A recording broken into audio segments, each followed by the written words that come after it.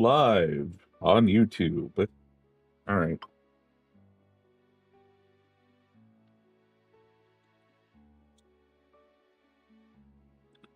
All right. I'm just going to make that announcement. Every I am with Hiveswap Friendsim. And I have spelled things horribly wrong.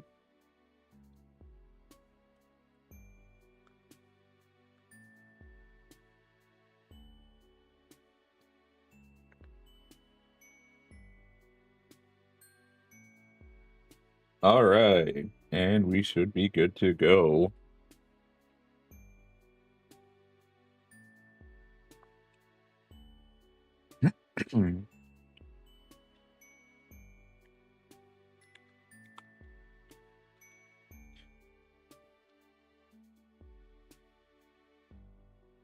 All right.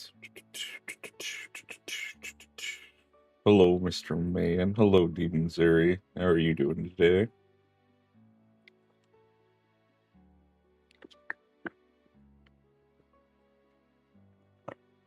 For the double volume Friday. On Friday the 13th of all things.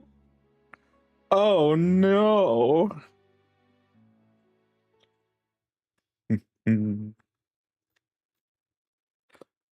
All right.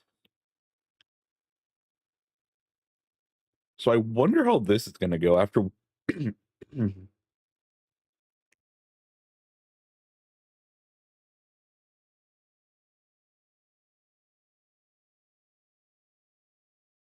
Let's see. So ready, in fact, that in prep for Art I decided to draw and animate my fan trolls. Ooh, as warm-ups. Okay. Ooh. Get those creative juices flowing and that hand warmed up. All right. Well, hopefully this will give you something nice to listen to as you do that. I will send those later. All right. Yeah, I remember when you sent them, I think just a few months ago, like 5 or 6 months ago.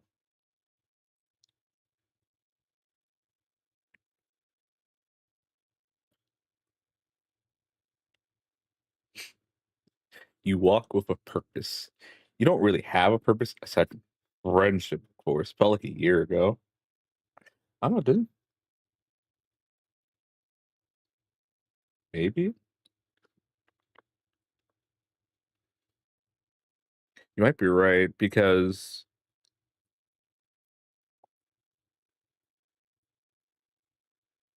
hmm. No, you might be right. Yeah, it might have been longer.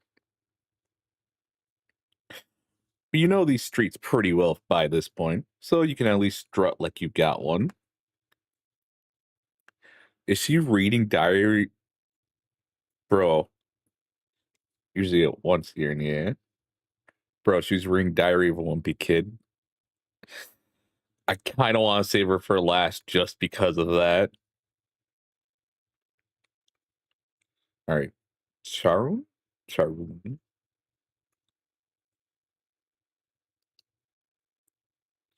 Actually, you know what? You think you've had it up to here with friendship. You're sure you'll be back on your regular friend making bullshit later, but today is just one of those days. Curl up under the blankets with your favorite show sort of day. Leave your phone on silent and say nothing to no one sort of day. And honestly, you've watched a friend almost die of poisoning and gazed upon the juggalo afterlife. You think you're more than earned a day, or an act rather, of respite like this. Ah, he is starting to have memories of different routes. So, just for today, you turn your back on this new swath of Eternian city you were considering walking through, head back to the ye old hideout. No exploration now, only bed. You drag yourself up the scaffolding to your hidey hole. More than anything, more than binging on media or relaxing amidst peace and quiet, you want to take a nice long nap. So you split yourself into a nice little pile of bedding, pillows, and various pieces of clothing you manage to throw together to settle in. As soon as your body touches it, you're out like a light. But it isn't very long until you're awake again. Not because your body is rousing itself after sufficient slumber, but because of a persistent scrabbling sound that's followed by a loud thunk. Typically, that wouldn't be enough to get you up. You're a pretty heavy sleeper. The noise is accompanied by a nagging sensation that whatever's making the noise is in the room with you, and that has you bolting upright. You must have woken up in the middle of your REM cycle because you feel like a mummy rising out of the crypt. Is this real life, or is this just fantasy? Your brain struggles to make sense of your surroundings through the fog of residual sleepiness that's settled over you as you stumble to your feet. Eventually, you'll discern that the noise is coming from behind and above you, around where the ceiling is. What the hell? Is there a, is there a raccoon crawling in the vents? Does Alternium have raccoons? If it does, you're pretty sure you wouldn't want to meet one, but you can't exactly leave it in your living space either. You got to investigate. The noise isn't coming from the ceiling like you thought, but from a platform that's been shoved unceremoniously to the very back of the watchtower. Mm. There's a large object in front of it that wasn't there before. A giant curved lens that could have only have come from the hole that is now on the side of the platform structure. Maybe this was an old telescope or camera that the Condens once used for surveillance? The scrabbling continues, coming from within the structure. You're not eager for whatever it is in there to come jumping at you as soon as you stick your head inside, but you steel your nerves and hoist yourself up. You find yourself face to face with not some weird animal or bug, but a troll. This is a bona fide friend opportunity. It's practically fallen in your lap, but you find yourself unexpectedly ornery about it. You would think that you could expect some privacy in your own home, or well, the place you've adopted as home in Alternia, anyway, but apparently not. Even when you decide that you aren't in a friending mood, there's the universe goes, eating new friends into your path anyways. Can you go a day on this planet without dancing the whole friendship jig? It quickly becomes obvious that this mysterious stranger isn't going to offer you anything more than enigmatic gazing into the middle distance. What exactly are you doing in your hideout, you ask?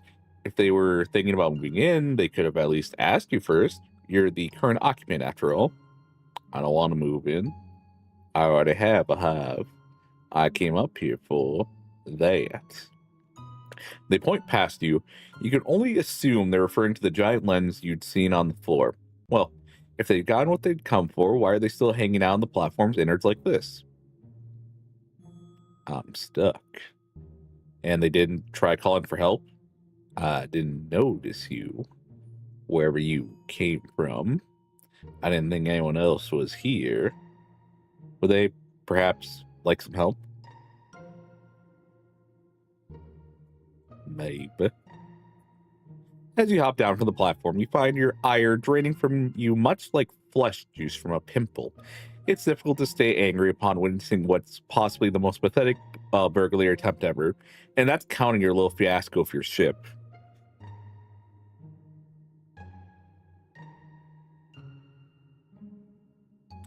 After walking around to the other side of the platform, you can see the troll's booted legs sticking out from a gap in the structure. It looks much too narrow for anyone to crawl through, and yet that's exactly what they must have done in order to push the lens out from behind.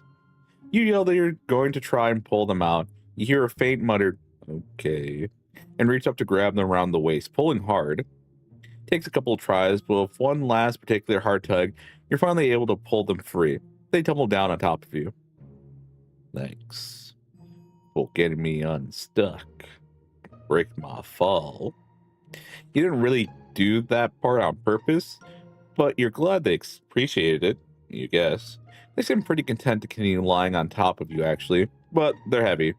So you wriggle out from underneath them like an earwig from under a rock and clamber to your feet. You nod at the lens. That's what they want, huh? The troll sits up, crossing their legs. You can see them more clearly now that they aren't sequestered inside the platform, although their face is obscured a little by their shaggy hair and floppy wide-brimmed hat. They look about as sleepy as you felt earlier, as sleepy as you're in danger of feeling again, in fact. Their voice is slow and regular, like a metronome dunked in molasses, and it almost threatens to send you right back to bed. Yeah. So, can I have it? You swear you can feel your friend making juices start circulating through your body again with a vengeance after their little sabbatical. You're not really sure what came over you before. Turned down the chance to make a new friend? You? Wow. Who kidnapped you and replaced you with a total stranger for a few hours there? You tell the troll, of course they can have the lens. It's not like you're doing anything with it, or like it's even yours to begin with. It was just abandoned here along with the rest of this broken down tech. Curiously, you ask what they want it for. Are they building something? Perhaps they're an engineer of some sort? No. Climbing all the way up here just for some building material will be pretty dumb. I want to use it for art. Huh. You look at the lens again skeptically. It's a cool lens, you suppose, but mostly looks like exactly what it is, a hunk of junk. They want to make art out of this. Their work must be pretty, interesting.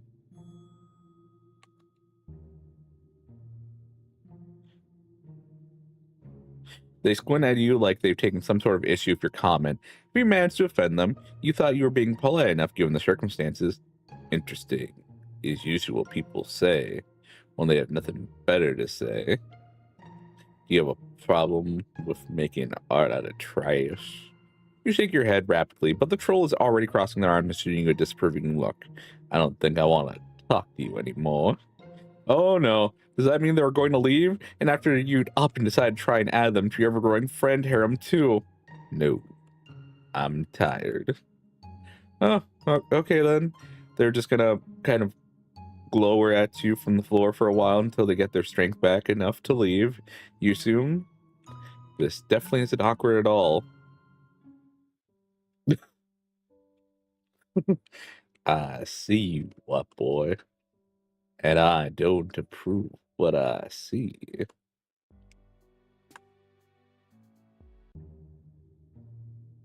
Heh, yeah. Two of you alternate between looking at the lens and each other for a while. Usually over the course of making a new friend, they usually would have asked you to do something by now, or present you with some sort of choice between two potential courses of action. Is there anything they'd like to do now that they've retrieved their art materials?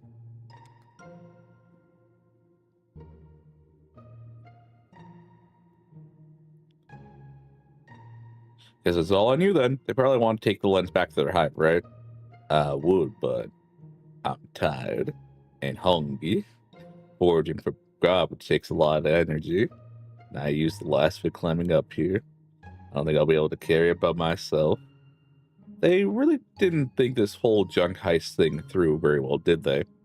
But would you look at that, there's an excellent time to make a suggestion.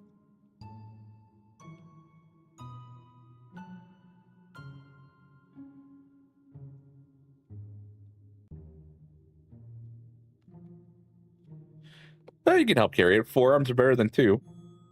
You do they? Make sure you're careful with it. Of course, you'll treat it with all the delicacy of an egg and spoon race. I don't know what that is. Carrying it to the watchtower's entrance is easy enough. Maneuvering down the cliff face is more complicated. You manage by holding it between you as you navigate from foothold to foothold.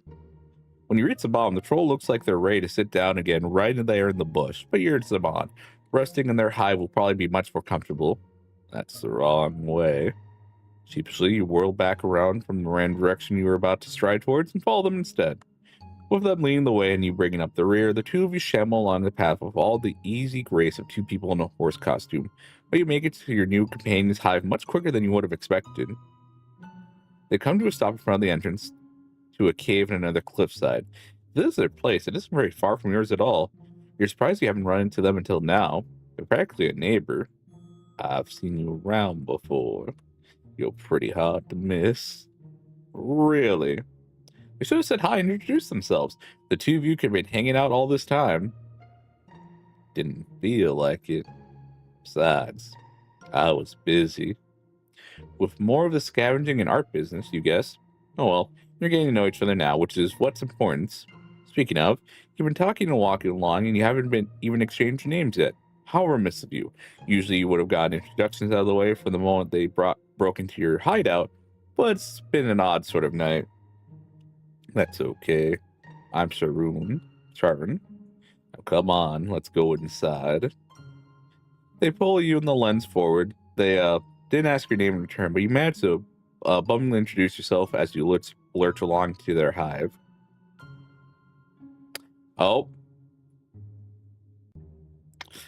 I saw that. I forgot his name. The puppet.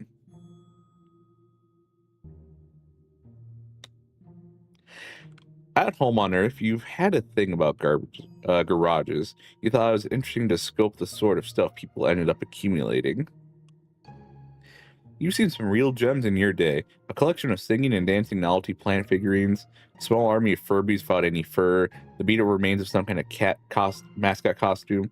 The inside of Saroon's hive is as if every single weird garage you've ever seen converged to exist simultaneously in the same cave. The platonic ideal of garages. It's hard to believe that someone lives here. You look closer, though, you begin to notice homey comforts tucked among the metal junkyard scraps and broken furniture piled over the floors and all the way up along the craggy cave walls. Cal, I think, what's his name, Cal? A raccoon sits on the ledge of one wall, and you think that's a kitchen cabinet wedged into another. So what do you think? It's pretty cozy, you say, giving them a double thumbs up. The stalactites are a nice touch. I meant about my arts. Oh, the art, of course. You cast around desperately. Charoon's hive is such a jumble of miscellany that it's impossible for you to figure out which is the arts materials and which are finished artworks and which are Charoon's actual belongings. It's a pretty gnarly skull over there with leaves in the eye sockets. The angle at which that umbrella sticks out of the lawn chair is really compelling. You saw a purple object in one corner that looks more like a traditional sculpture than a bunch of household items stuck together. Those curves, the advertise hue, truly an inspiring piece. Tarun looks at you strangely. That's just a load grabber, gaper. You don't know much about art, do you? Busted. No, you really don't. Ramila taught you the importance of giving the people what they want, and Amicia taught you the importance of putting a tarp down before lopping a head off so paint doesn't get all over the floor. We hadn't learned very much about actually creating art from them. As you gaze around the cave again, you find that you really want to understand. Clearly this is something that's important to Rune. Otherwise, why do they spend the majority of their time on it? You too wish to experience the marvels of the creative process. Only there is a way for you to learn.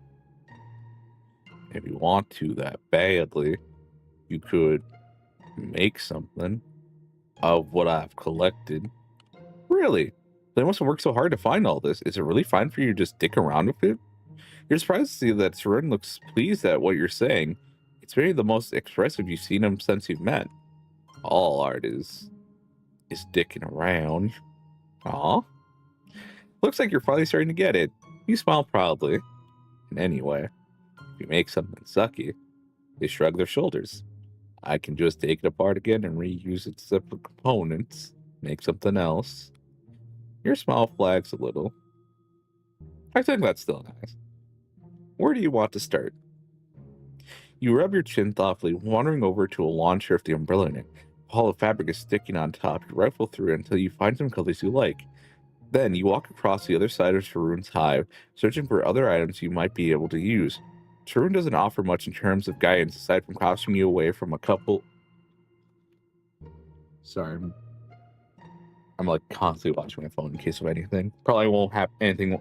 Probably nothing will happen today, but still watching. Sharoon doesn't offer much in terms of guidance aside from costing you away from a couple of objects that are actually finished artworks. Whoops. You end up with an armful of knickknacks that you put down in front of what is now a lamp post, but will soon be your canvas of choice. Then you get to work. The fabric you twirl around the post.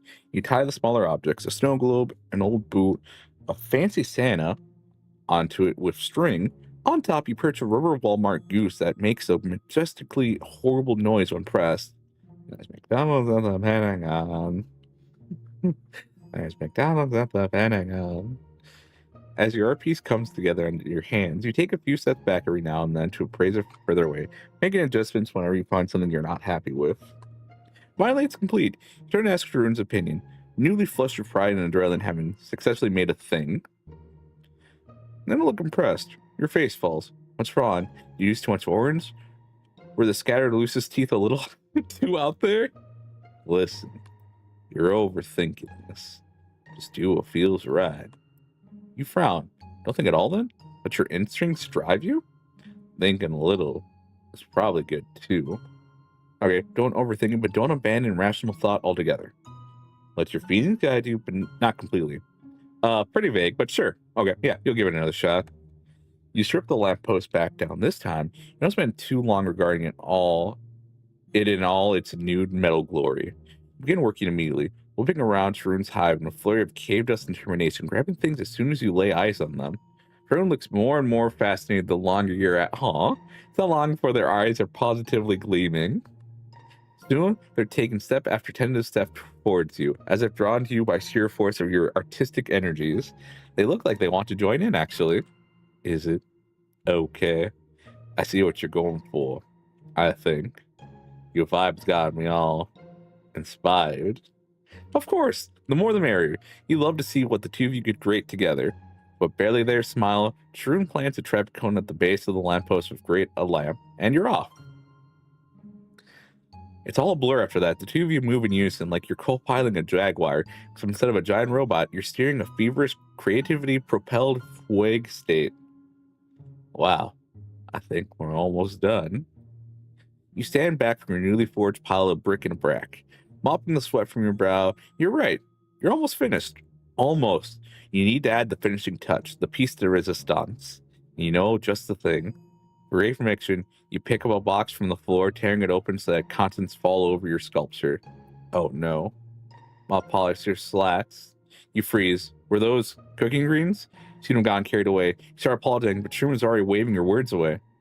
It's fine. It looks better like this.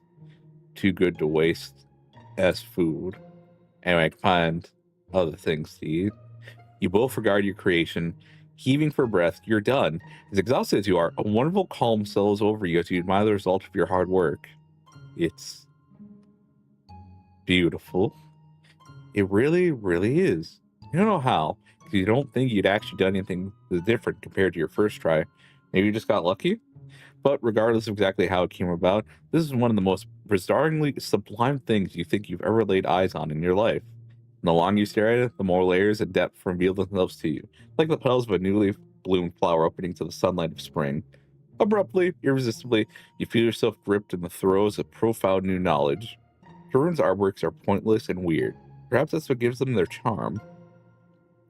In such an uncertain and violent world, where culls troll, where troll calls troll, and where you might be trapped in an endless Sisyphean journey across the planet in search of new friends, for a brief moment you can have this. You can stand here, awash and appreciative what the fuck at this masterpiece you've crafted out of a bunch of other people's trash, marveling at how you birthed something greater than yourself. Sometimes, trash can be beautiful. You think you understand now. This is what Shroom must have been endeavoring to teach you. You beam at them, along with the joy of your discovery. Oh, yeah, sure. If you say so.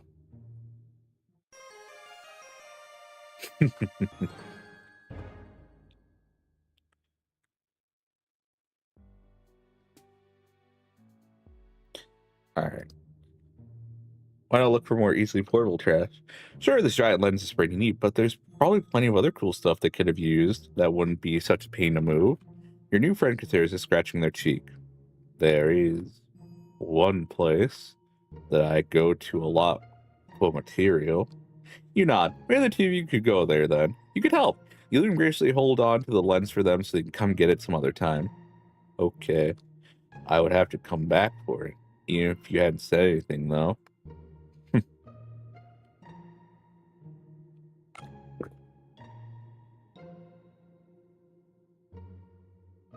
Interesting.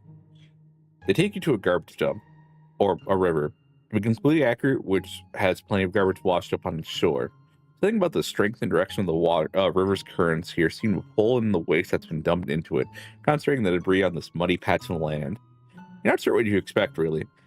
You had fleeting thoughts of a gleaming art supply store, but they did imitate that they were worked primarily of garbage. Here we are. Better not tell anyone about this place. It's a real treasure trove. They nail you with another intense stare. No, you say, of course not. Their trash haven is safe with you.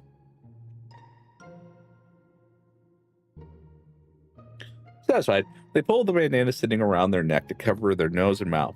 Looks like they're ready to get to work. You're not sure what you should be looking for, though? More discarded computer equipment, or are they more of a toilet paper roll and yogurt cup kind of mood? Whatever catches your eye. If you see anything, just shout. Now that you mention it, you never got their name. I'm Sharoon. If you have chitter, you could follow me. They hold out their hand with their palm musk. You hand it to them, and they fiddle with it for a second before returning it to you and traipsing off. A little clicking sound reveals that they're now in your chitter following list, but also that they've taken the liberty of downloading a new app. An app with a purple-pink camera icon, and okay, you recognize this one as well, except on turning it's apparently called Pincer Spam. Searching their chitter handle leads you to their account on here too. At least, you think it's their account. It's hard to tell from the profile picture, which is a blurry shot of one of their horns and the brim of their hat. Most of what you can see is sky. Maybe skimming their account will give you a better idea of their aesthetic. You scroll through photos that are similarly enigmatic. An intense close-up of a sewer drain lid, the curve of a piece of ceramic, a puppy sniffing the camera. They've got quite the number of followers, despite the fact that nobody seems to know who they are, that they never reply to comments. You've got a friend in common too. Either Sarava Streams for Sweeps has liked a slew of their recent posts. None of this is very helpful. You also realize that you're standing here stalking your new friend on your phone like a creep when you could just, go talk to them some more. So you hurry over after them. But by the time you catch up, they're squinting at something. What's that? Over there. You follow their gaze. It's a hideout of some kind, a small cave tucked into the rock. The two of you approach it cautiously. Sharoon stoops to peer at something on the ground near its entrance, but you decide to venture further in. You think you might hear voices, and their sources become apparent once you've taken a few steps inside. Who goes there? Reveal yourself. Oh, it's just you. Back for round two. The likelihood of this battle outcome, or being anything other than me kicking your ass, is exactly zero. Typically, this would be a massive waste of my time. But looking for you, I have nothing better to do. Azuja surges forward, presumably to attack you, but any air of intimidation his little speech might have had is quickly diffused by Crony, grabbing him firmly by the back of his coat and yanking him back. Daja, don't be rude. Azuja shrugs Crony's hand away. The quiet sizzle of his psionics is like the hiss of a pissed-off cat. This, my dear Crony, is merely smack talk. As a prince among my caste, rudeness is simply not a part of my repertoire. Crony just snorts. Well, then stop being a strife-hungry dick. My friend is delicate, okay? You protest that you aren't all as delicate as the last time you ran into each other. You've seen some shit. Azuja's sparkly PSI nonsense doesn't scare you by now. The two of them are too focused on each other to pay attention to you. You telling me not to fight for once is pretty rich. Don't you think I feel the same as you? It's been too long since I've had someone to punch. Whose right idea was it in the first place to hole up here in the trash dump for days? I've told you over and over again that we are here because our quarry is somewhere close. We just have to figure out exactly where. It's a perfectly rational plan. You would see that if you just think for a second. Yikes. You thought maybe you could have a nice three-way friend reunion, but they're too busy squabbling. Meanwhile, where's Sharoon gone off to? You slink away from the escalating sniping, looking around for them. You're not entirely surprised when you find them hunched over some object on the ground, poking at it. You know those two. You say in a strange whisper, pointing and Crony in Azuja's direction. You can introduce them once there's not so much yelling going on. Sharoon pulls down their bandana answer. Bandana, not banana. No thanks. I found something more interesting over here. They just turned an object. This is a great find. I've never seen anything like it. I could make something amazing out of this. Take a proper look at the object. It appears to be a miniature satellite dish with a few pipe cleaners sticking out of it. Like all this other stuff out here, though, this object is moving. The dish is rotating while a few lights glimmer softly at its base. You're pretty sure this isn't trash. And we're Connie and Azuda just discussing tracking someone? Whatever this is probably belongs to them. Yeah, that's why you gotta distract them so I can nail it. Okay, this is no longer scavenging. This is straight up thievery. You glance at Connie and Azuda's direction again. They're so preoccupied with arguing with each other that you haven't even looked. They haven't even looked your way. Well, once they realize the tracker's missing, they'll probably decide to go after Sarun to get it back. That happens to all of them, so I can get away in time.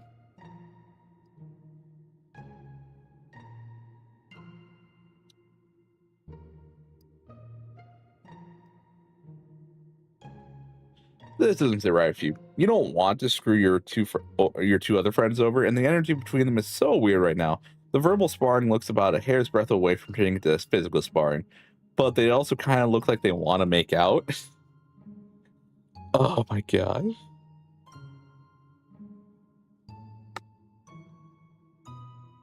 Whatever's going on, you don't want to be caught with them of it. That, however, sounds exactly what Shroon wants you to do. I'll make it up to you someday. Or you can make a decision. Shroon tucks a piece of tech under their arm. They take a running leap towards a fence that checks off this gossip trash shore from the woods, vaulting over it in an impressive display of athletic prowess. You cringe. Shroon is really leaving you in the lurch here. This is so not the kind of thing a good friend would do. But maybe you were never really friends in the first place.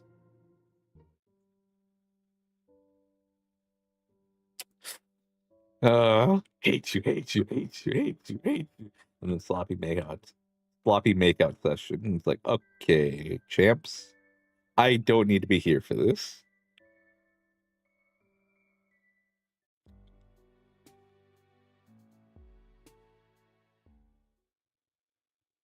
Abigail turning. There is a bit where, like when I say bit, not like a comedic thing.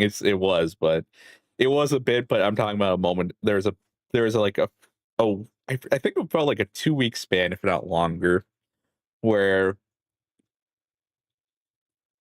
something um corner and pivot were joking about like how much they want to divorce each other. Like this is before they got married.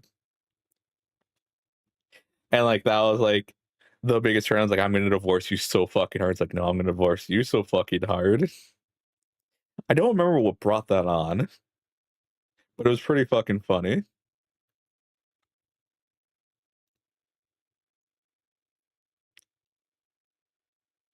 All right. Why are you reading The Diary of a Wimpy Kid or Wimpy Troll? Wanshi. Hey, now that you've gone and thought about the concept of purpose, you might as well make one up for yourself. You turn and walk towards the book hive. A handful of your friends hang out in there, and there are a few rooms that are generally pretty danger-free, so why not? It's a little difficult to make yourself walk past the spooky rooms, but you manage to avoid the siren song of the brain room once more. Your destination tonight is the room you usually watch your two friends do homework in.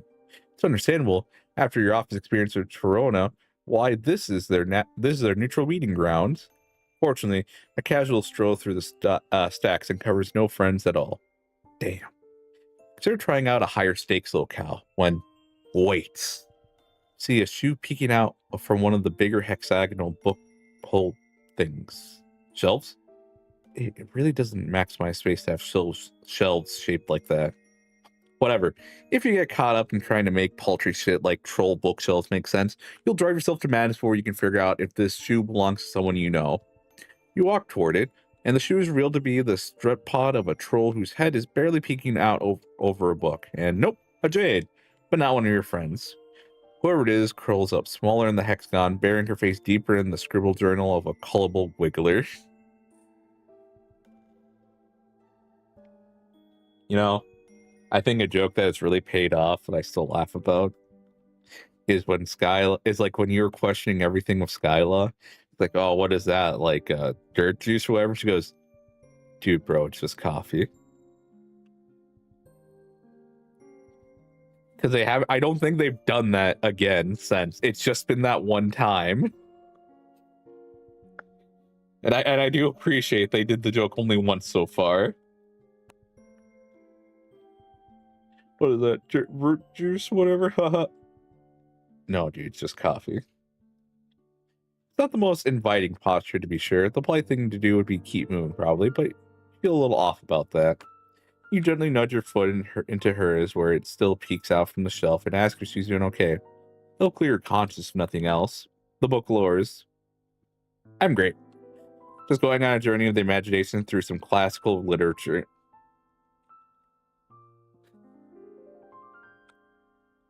You know, some would say this is an autobiography and the author is actually a psychopath.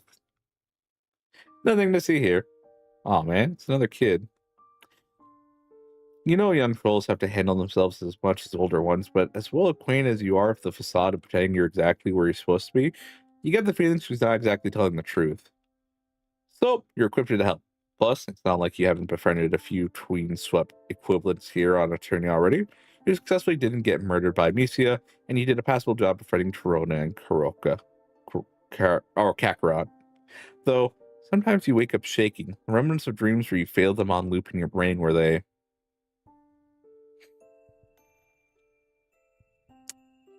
Again, there's no way he doesn't become a revolution figure.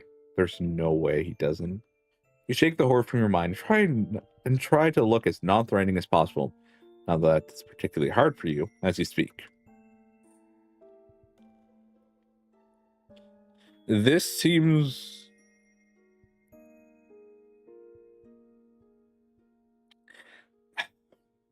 This seems a little offensive.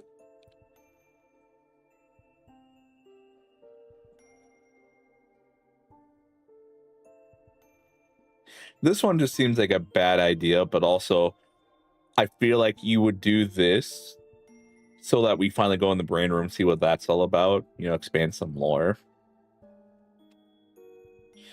Did she come here? Someone brought you, maybe. You know, Jade Terrange aren't really supposed to be out and about outside the caverns. Oh, I see. You're a snitch. Washi out. Washi out. With that, she tucks her legs up against her and rolls out from the shelf the agility only youth can manage and takes off between the stacks. You chase after her, but wherever her next hiding spot is even better. Eventually, you give up.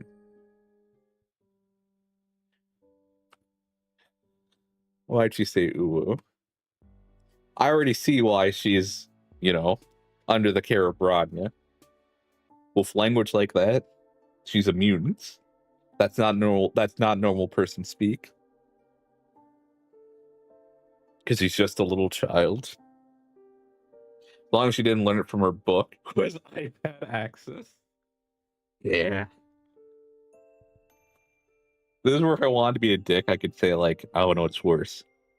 For having iPad access or her reading Diary of a Wimpy Kid. But then again, like, depending on who she idolizes in that book,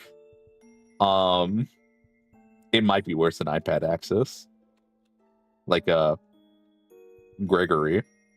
I think that's the MC's name's Gregory. If you idolize him,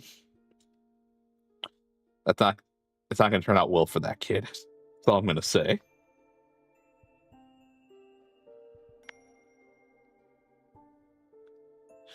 You still get the feeling she might need some help, so you ease into it. Maybe she'll open up a bit as you talk. Tell her this book hive has a large gallery full of grains and jars if she wants to go check it out. Ooh, ooh, what's a brain? I want to see. She unfolds herself from her hiding spot, brushing invisible dust off her skirt as she stands up. She rocks back on her heels and cocks her head, her locks bouncing against her shoulders. I'm Wanchi. Also, I know who you are, if you were wondering. I wouldn't go wandering off with just anyone. Quest for brains or not. I may be 5.5 sweet, but I'm not stupid. Ooh. She seems less afraid, but she's still got a nervous edge to her voice. So you try to be a force of calm. A real motherfucking Glade plugin of Zen, stinging up the place for your chill vibes. You walk together toward the atrium, making small talk on the way. You apologize if you made it seem like she didn't look like she belonged here. You're just not used to seeing young Jades outside the caverns. She side-eyes you like she's weighing the implication of what you just said. Okay, I see that there's no trying to fool you. I may have done a little jailbreak, a small one. Oh, do they not have enough books in the caverns or something? Roasts you off in favor of her own question. Of course we have books. You didn't answer me before. What's a brain? All right, MC. This was not the best choices. By the way, 5.5 sweet means she's 10.5. Oh. Okay. Yeah, I do not know their calendars. They just keep saying words and it's like, all right. I like the MC is like, of course. Yep, 5.5 sweet. Yes, of course. All right. You round the curve of the room and pointing to the window. Think pans. Oh. One sweep is 2 human years. Okay. I forget what. I also know our MC has said like we've been here for months, but I don't know what they. I don't know. I forget what the characters have been saying as we progress. Pedigrees or something. That might be months. On her tiptoes, she peeks into the bottom of the window. I've never seen one up close before.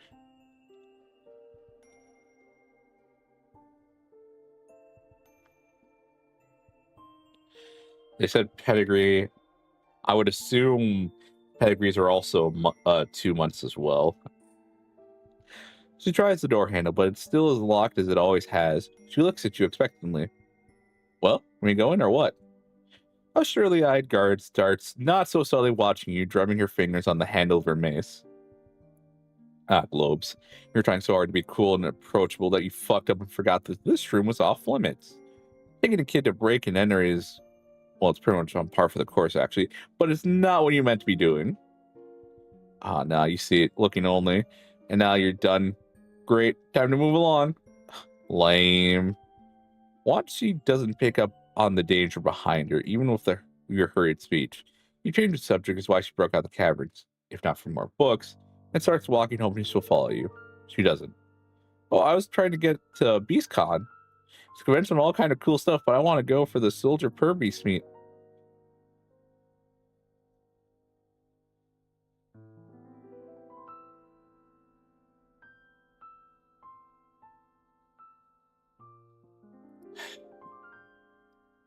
My fanfiction is pretty popular, Woo.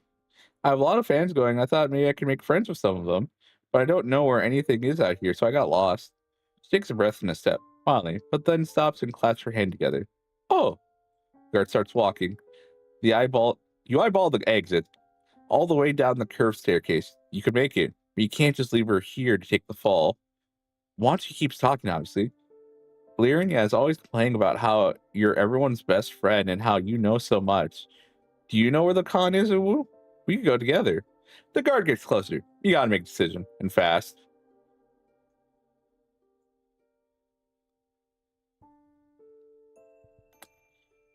Take her. And they get you both out of here. Grabbing her hand, you say you know the way and make a run for the door. She whoops and scurries down the stairs behind you. A quick glance back at the guard taking her hand off her mace reassures you that you moved fast enough. Once you're around the corner from the book hive, you stop to catch your breath.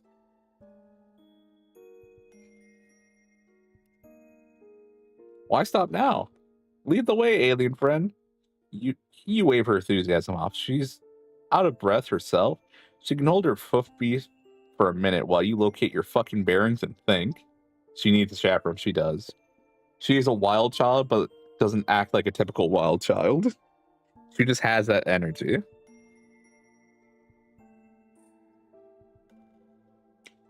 Rita, what are you doing? I think she can smell the catnip in one of the toys. You looked this con up earlier if Tagiri and Polypod invited you. They had said it was fun, that the death toll was high enough to be interesting, low enough to be manageable, that you'd be safe with them. Still, you chickened out. Huh. So this con is happening again already. You guess changing your mind and going could be okay. You're definitely anxious about bringing Wanchi along, but it seems like she's hell-bent on attending anyway, so maybe the best thing you can do is be a responsible chaperone. Plus, none of your friends make you feel better protected than Polypaw. Google Maps says it's not that far. Well, you've dealt with plenty of dangerous clusterfucks before, so what's one more? You're a regular Giles Corey of bullshit scenarios. All of them some bitches on. You bow as you gesture down the side act that will lead you towards the outskirts of town. Once you curtsies, it follows your direction. It seems like she doesn't need you to come up with things to talk about. She's like a chatty sunflower pulled toward the bright newness of everything she sees, and chock full of commentary about all of it. Well, I read all about moonlight, but seeing it makes everything glow is totally different. Look at the dew on the prickle frond. If you get up close and look, you can see the reflection of your own eyes in the moon. You do as she does, and damn if that ain't a bunch of orbs reflecting back at you, pulling on the curve of a purpley green meniscus. Her curiosity isn't overwhelming or draining in the slightest. You tell her it's kind of nice, actually, to meet someone else who is experiencing this place for the first time. Yeah, the caverns are fine, but there's so much to see out here. Ooh, everyone needs to sneak out. I don't know why it took me so long to try. Actually, no, actually I do. Getting in trouble sucks and I hate it. But it worked out. Here we are, experiencing it all together. Yeah, you feel your anxiety lifting, just a little. Just the part that's applicable to this particular situation. Still, that's a win. Walking and talking and taking in the night makes time pass quickly. You ask her how she ended up in the book hive to begin with. I snuck out when learning was supposed to be giving me some boring Jade duty lessons, full of yelling. I don't have a Palma, so I couldn't look up the con once I was away from my husk top. I just wandered till I gave up and found the book hive. That's a powerful nerd homing beacon she must have. Once she flexes. You know it. You smell what's around the corner before you see it. Oh no. Having sidestepped your fair share of corpses in your travels, and had your hand in creating a few more, you know how to prepare yourself. Once you, on the other hand, you know the brooding caverns aren't some diaper baby summer camp of innocence. But you're also not sure how much viscerous you may or may not have seen. No matter your respective levels of gore viewing experience, you both stop short when it comes into view. Whoa. She takes a tentative step towards what's left of the troll and then retreats, hovering close to you. It feels like you should keep moving, like you should avert your eyes and carry on or whatever the fuck before the drones come to clean up, but she's still staring. Her steps, when she finally takes them, are soft. She crouches down and leans in with a reverent scrutiny. It looks different. Not in a jar. Wonder to yourself, as Wanshi shakily takes it all in, if bloodthirstiness is a trait only certain trolls are born with, or if they have it ground into them by necessity, by expectation, by entitlement, by fear. If this is a bad ending, this is another ending to make the MC want revolution. Because this is a child experiencing it, and he is now having the idea of like, is it only a few trolls that have this bloodthirst in them, or is it something that's like brought up by necessity?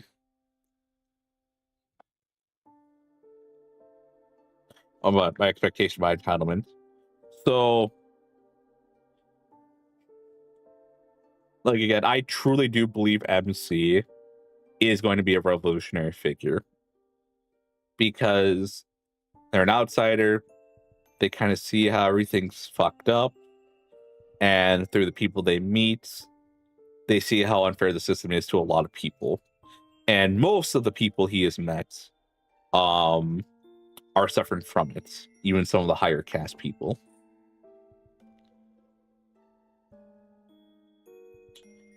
We see it even with Kakarot, where they are purple blood, but then the Sea Dwellers, like, there's someone always on top of them, and it's a Sea Dweller.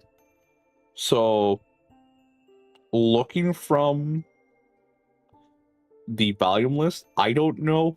I don't think I've seen a Sea Dweller, maybe just because of the pose of the character, their gills or fins or whatever are hidden. But I think it would be interesting if we did get a Sea Dweller and see them suffering from the system as well. I think that'd be it's either two things.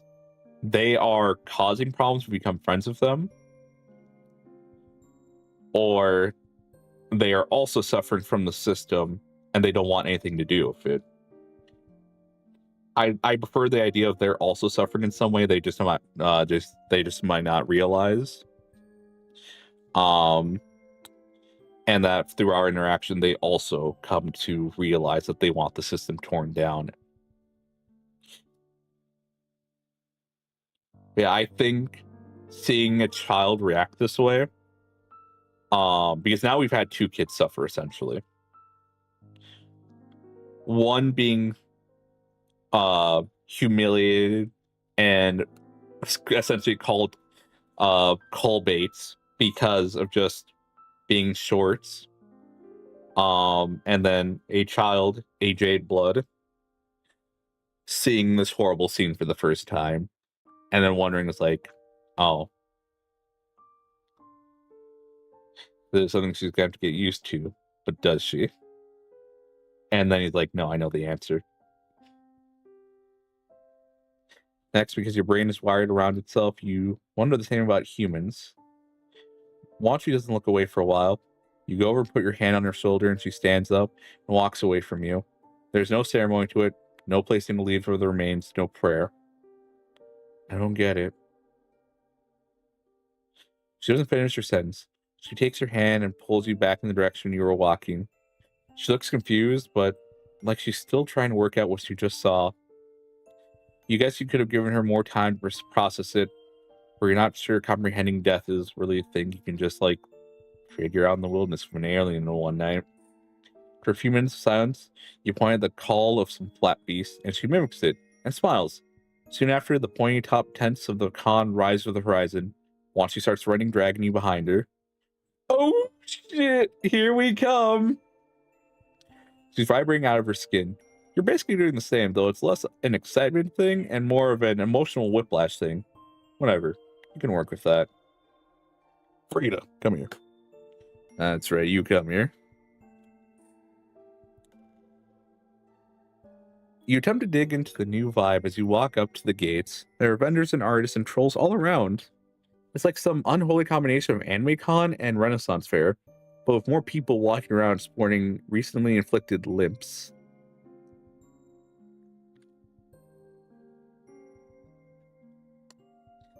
In an attempt not to focus on that, you look around for your other friends. You ask her what she's going to see and do here before her meetup starts. Does she want snacks? It looks like there are snacks. Yeah, I could want some frazzled stature and fluff candy in a bit. Oh, but yeah, there's a lot to do. Ooh. There's a coral bear riding, the cosplay competition, the cut her off. Doesn't she mean wait, the cosplay. Cosplay. There are trolls you think might be in cosplay, or maybe that's just like how some trolls dress. Yeah, there's that. If you don't want to get your claws too bloody. Ah, geez, there's the old nerve coming back. I really hope that bringing her here was okay. There are other young trolls roaming around, so you're probably good. Trying to think of the body you saw as an omen. There are bodies all over the place here in Alternia. You pull out your palm and consider your friends. You could message his polypower to Gary to see where they're at, but your thumb gravitates towards Bronya's gripe profile. Right when you decide you're being dumb and pocket your phone, a lot happens at once. Once she starts to pull you towards a dude in a utility kilt handing out flyers. A bowl rendering sound, a bowel rendering sound rends. Well, your bowels, and then a massive armored bear of huge beefy biceps hurtles through the ground, hollering and grinding tents and congors alike into a bent, splintered pulp. Once she stares frozen as the beast rampages towards you both. Oh no. She whimpers and looks at you, comprehension and fear etched into her features. You did this. You brought her here. You let this happen to her, and she knows it. You picture 100 outcomes, a million. You want to work towards the end you see where you save everyone who hasn't already gotten squished, are elected grand human, and no one ever gets fucking trampled again, but there's no time for that one. Instead, you pick Wanshi, give her a quick hug, and throw her into the closest bush.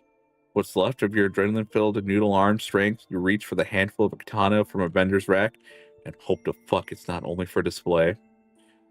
You've never felt less prepared to take something on in your life. You've never felt more sure you had to. In the end, it's no choice at all. The beast charges you, teeth bared and rainbow bloody. You hold your position, pinky and ring fingers tight near the bottom of the handle like Tigiri taught you. When it leaps at you, tackling to the ground, you bury the blade into its chest. The charcoal bear lays on top of you, the last of its life twitching out of it as it presses your life out of your lungs in return. Through your darkening vision and under the furry, dead weight pinning you to the ground, you see her, from the edge of the woods, eyes wide and watery with understanding. Once she picks herself up.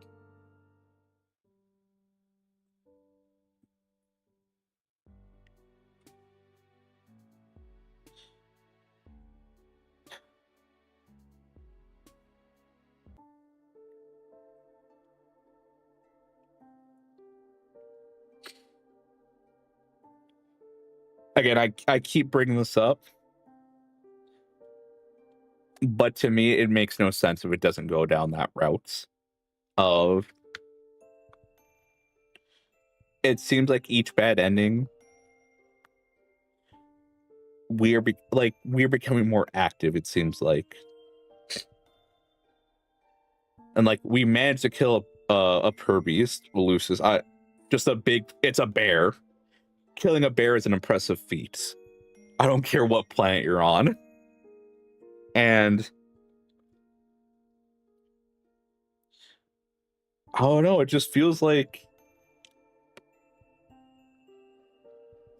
it would feel dumb to not use this.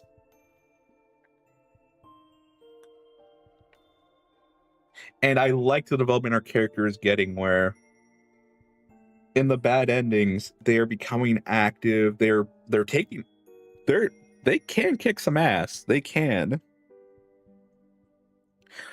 But I think at the end of the day, it's more of their resentments at just everything happening.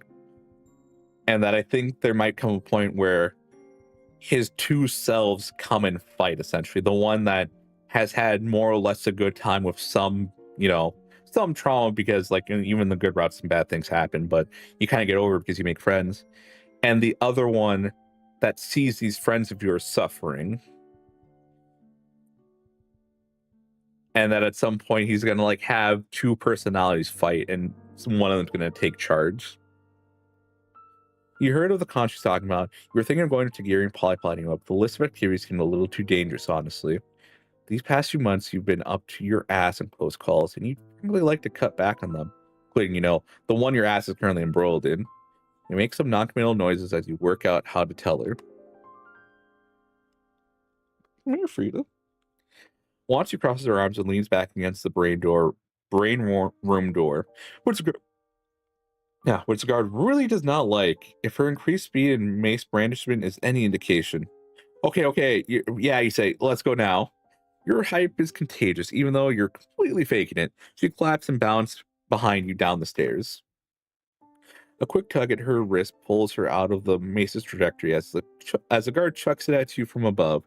It thuds mightily against the wall by the door, and you both make it outside unbloodied. Turning behind you to confirm you're not being followed, you don't stop running until you're both safely around the corner. Wanchi giggles through catching her breath. Wow, that was a close one. Librarians, am I right? She grins and takes your hand. Can you believe we only just met and we're already having bonding hijinks? I didn't think making a friend would be so simple. Can't wait to hang out even more at the con. Her smile's a knife in your pusher.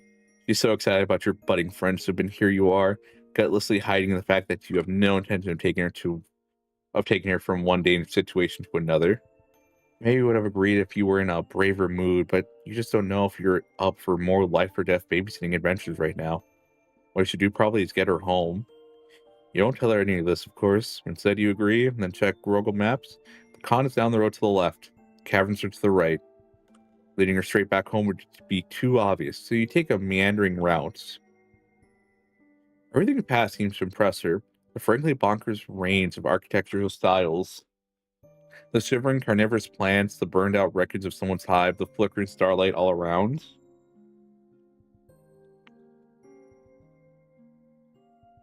She was obviously a worm crossing the sidewalk, out here exposed, all squishy and brave. Whoop.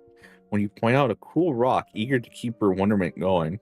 Really? She puts a hand in her cock tip. You think we don't have rocks in the caverns? Try harder. She rolls her eyes at you, but she's still grinning. You accept the child and tell her there's something she's definitely never seen up ahead. Bring it. You lead the way. It's been a hot minute since you've been back over here. You're interested to see it again.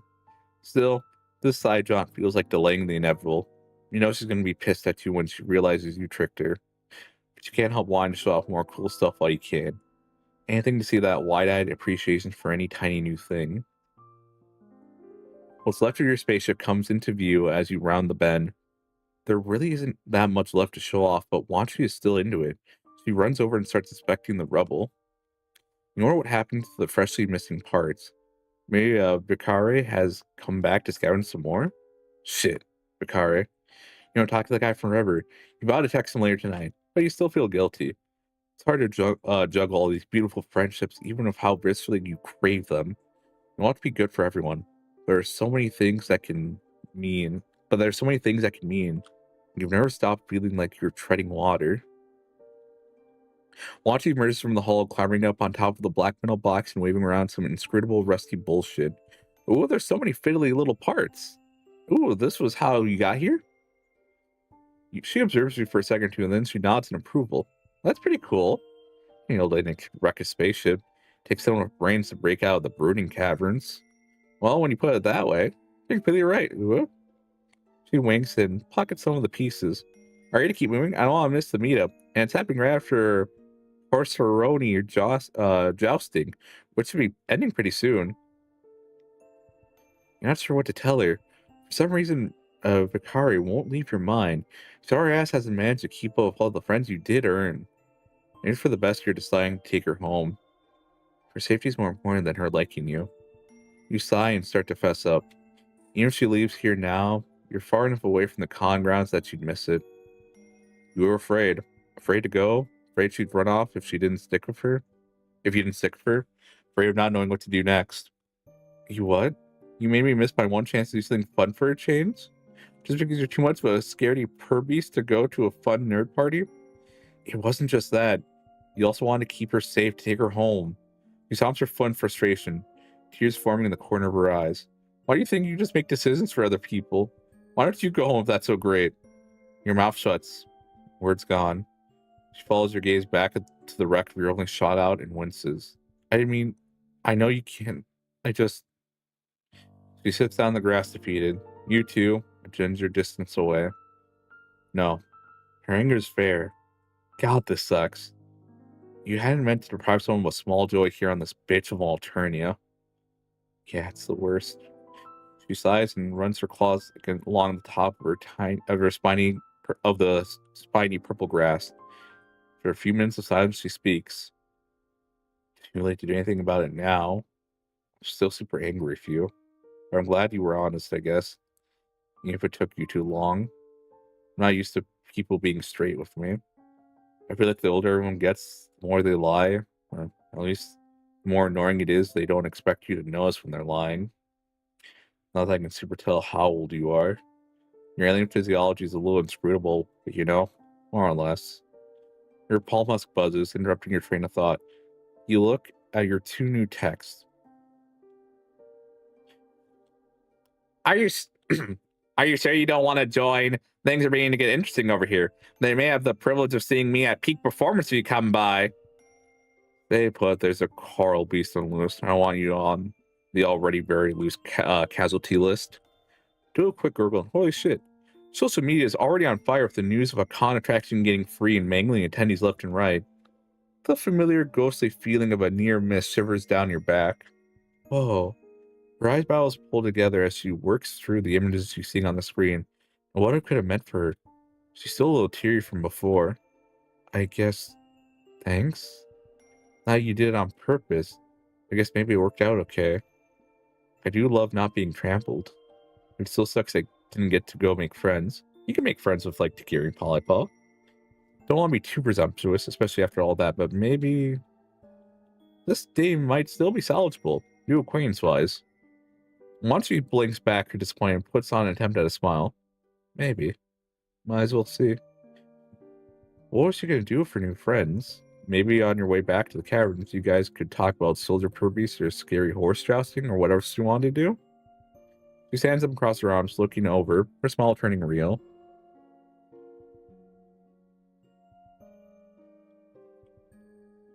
You think you got what it takes to roleplay? You stand up too. You're super cool for roleplay. You've basically been doing that since you landed. So what's the big deal? You ask as you start walking her home. Magic cats? Magic. What are you? Some kind of wiggler? No, there's no magic in soldier Purbeast. She rolls her eyes at you and then hunches her shoulders, claws spread, eyes darting from bush to bush along the sidewalk ahead of you. Unless you mean power of your own wits. The sorcery of all your senses lining at once as you get ready to pounce. The hypnotic spell-like rhythm of your own pusher beating in time for your praise. She straightens up and grins. That kind of stuff, ooh. Anyway, it's really fun. Let's play. She bounces back so fully. Get the feeling that not many people indulge her in this. Reminds you of your younger self, and your heart crunches up a bit. Fuck yeah, let's play. I mean, heck yeah. Don't patronize me. Fuck yeah. Launchy giggles. Fuck yeah. Okay, so a little lost you can be from the space cast. Let's call you Twinkle Paw. I'll be Wild Wisp from the Solar Glare clan. Ooh. She clearly seems to think you should be impressed or intimidated by this. You don't really know what's going on, so you're not. Twinkle Paw. Got it. So you'll stumble upon me while I'm taking down a nut creature, scaring away if you're incompetent. Sound good? She peppers her walk with skips, talking up a veritable storm of world building. Her voice gets low and rumbling when she quits setting this scene and gets into character. Hello, corn dog. Hope you're having a good day. Little one, what do you think you're doing setting straw paw in our territory? You've made me lose my creature feast. What do you have to say for yourself? Ah, fuck, it's your turn. You didn't see where you're going. You're sorry, though. You know how hard it is to come by a good meal. Fool, you think me so poor a tracker that I'm hurt by such a loss? I can find another. I find offense only that you clearly do not respect the bond between hunter and hunted. You blunder in and interrupt the sacred rhythm of my fangs, its neck and its claws, my face. Now neither of us can know who would have prevailed. Ah, geez, you're still like really sorry about your straw putts? You're constantly sticking those into other people's sacred dances. Maybe there are some more nut guys over there? Once he stops walking, gives you a withering look. Is that really the best you can do? No, you'll try again. I'll dare this Purbeast accuse you of such a thing. Your intentions are as noble as the wild pusher that thumps in your bone cabinet. Once he bounces, hands and fists, grinning. Whoop. A little over the top and not really a StarCast approach, but you're getting there. You practice finding your soldier's characterization sweet spot as you walk her home. You take the most direct route, but you let her stop to explain Purbeast's grooming habits, to breathe in the rotting perfume of a flower, to appreciate yet another sidewalk raving worm.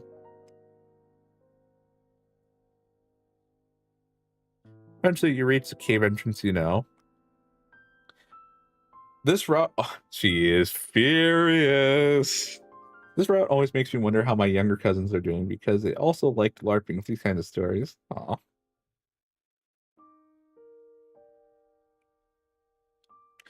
I think this side is also just a nice story.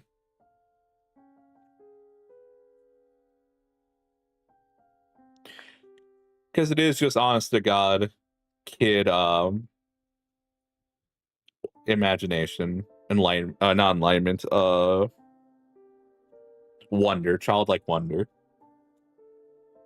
Some story you really like, and then you start world building and setting yourself into it, just having a good time. This is just a really nice volume.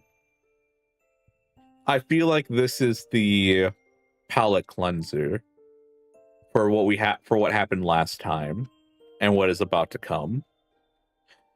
Like, this is the calm before the storm, even though there was a very rough scene this time around with the kid of seeing death for the first time, not comprehending it, and the only solace they have is the calm, but even that is ruined because of Alternia and how it is. And sitting under its eave is Lyrna, a very pissed-looking Lyrna, which isn't your favorite mode of that particular friend. Where have you been? I said I'd be right back. Hey, go run off and leave me to make excuse for you. Well, I'm back now, so you can get over it. I know you won't tattle. You don't want Brian to know you lost track of me, woo. Watch yourself.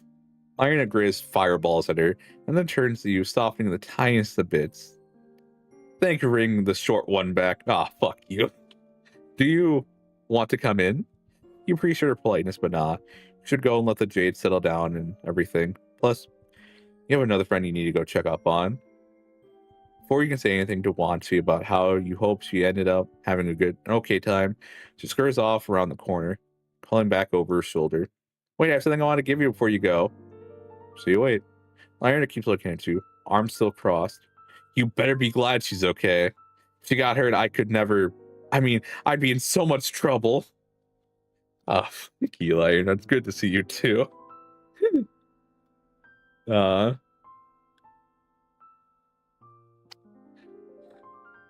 you don't have to call on her for secretly caring, because once she comes running back with something in her hands, her hair bouncing behind her.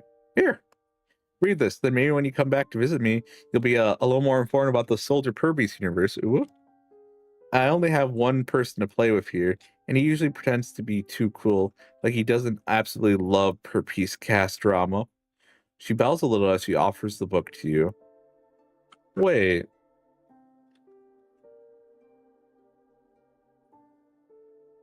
is she talking about Kakarot?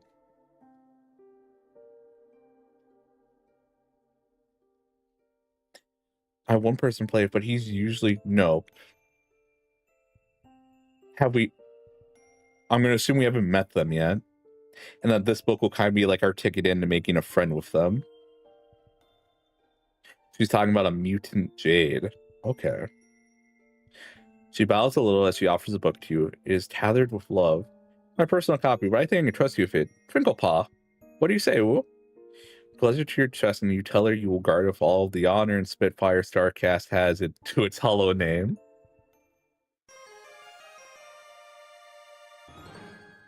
Best book buddies. We haven't met him yet. Okay.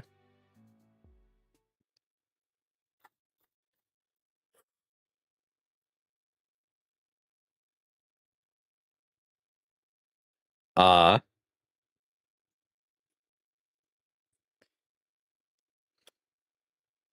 if it's volume 18.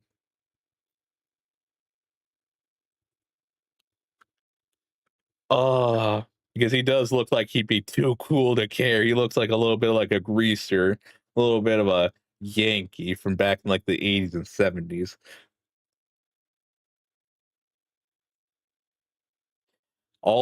So basically all jades are women. If you're a male jade, then you're immune. I see. He looks a bit like an Urameshi. Looks like a bit of a man of a heart of gold. All right. Volume 16 of Cult and Captivation. I don't know who scares me more. That one on the left. It's just something about those eyes, that smile, that hand. You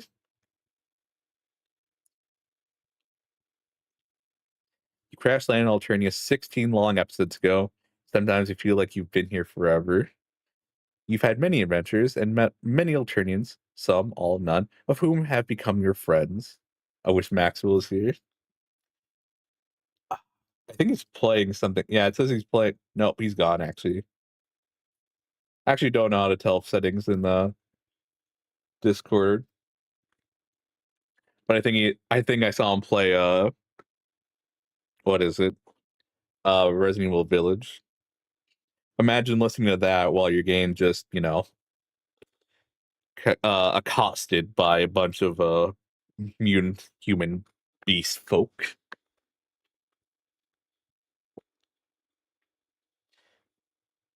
But for now, for some reason, you have a hunch that you're near the end of your Alternian travels. For one thing, you seem to be coming to the edge of the populated region you've been walking through all the time you've been here. For another, the intense craving that has animated you through your journey feels like it might be waning.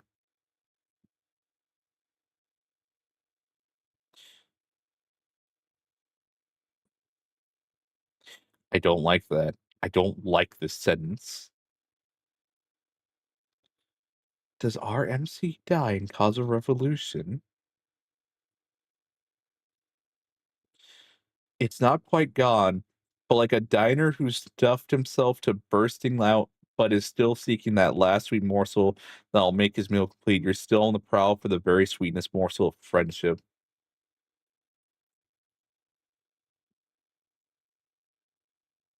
According to Homestuck, I'd be a clown as a troll clowning around, which fits because the majority of my favorite trolls are clowns.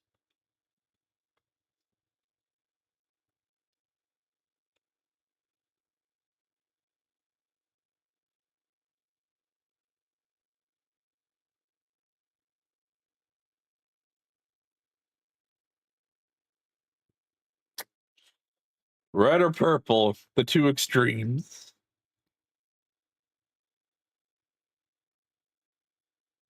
Marvis was written by the Mysterious X, which everyone theorizes might be Hussey. We'll save this mysterious individual then. Also, he breaks out of the bounds of the character selector. I don't know if someone else has done that.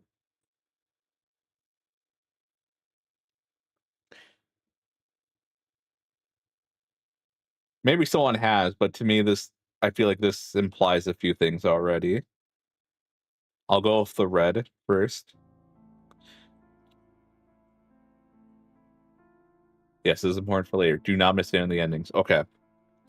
The night has turned foggy, and you can't see far in any direction, but you seem to be surrounded on every side by bare ground, hummocked and pitted, almost like a weird abstract sculpture and covered with greenish moss. Based on the experiences you've had with Alternia flora, you imagine the moss is probably poisonous, acidic, explosive, or something of that nature. Suddenly, a shadow looms up out of the darkness, making you jump, but it's only a leaning signpost. And you move closer, and you can see that the sign says, "Welcome to Happy Absence Pit Park." Before you can figure out what that might be, you hear a voice muttering to itself in the fog and a sound like dirt being shoveled. Shovel, shovel, toil and trouble, low bloods of the world unites. You move cautiously towards the voice until the figure of a troll emerges from the fog. It seems to be digging in the hard, bare ground. This is a tide in the affair of trolls, which, taken at the flood, leads on to the workers' paradise. Clear your throat, and the troll turns around swiftly. Who's there? Who's there, I say? You announce soothingly that you're just a poor wayfaring stranger. Not a ghost or any nonsense like that. Affirm that you are not. Good, because I don't believe in them. I'm a dialectoral materialist. If you're not a ghost, who are you? Explain that you're a humble alien who recently, well, not so recently, landed, well, crashed, Alternia, and has been looking ever since for. Here you blushingly trail off into a mumble. The troll snorts and comes close to study you. His breath is not of the freshest. An alien. Well, you are the color of cheese, but it could be makeup. Could be a high blood in disguise come to watch poor little Foz or Velas pursuing his humble profession of pit perturber for some unknown reason of your own. Fozer rubs at the exposed skin of your arm to see if the makeup will come off, but it doesn't. But he's still suspicious. I'll really let anyone know that outer space is like describe outer space to me. You describe attack ships on fire off the shoulder of Orion and watching sea beams glitter in the dark near the Tannheiser Gate.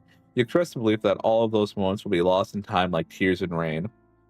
These authentic depictions seem to satisfy Fozzer. Wait, what?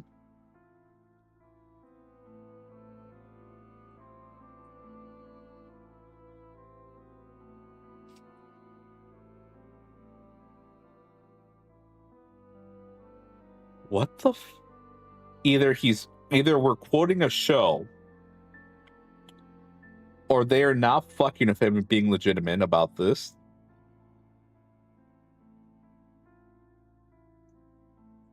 This might be just a reference to his show, but they might not actually be fucking around.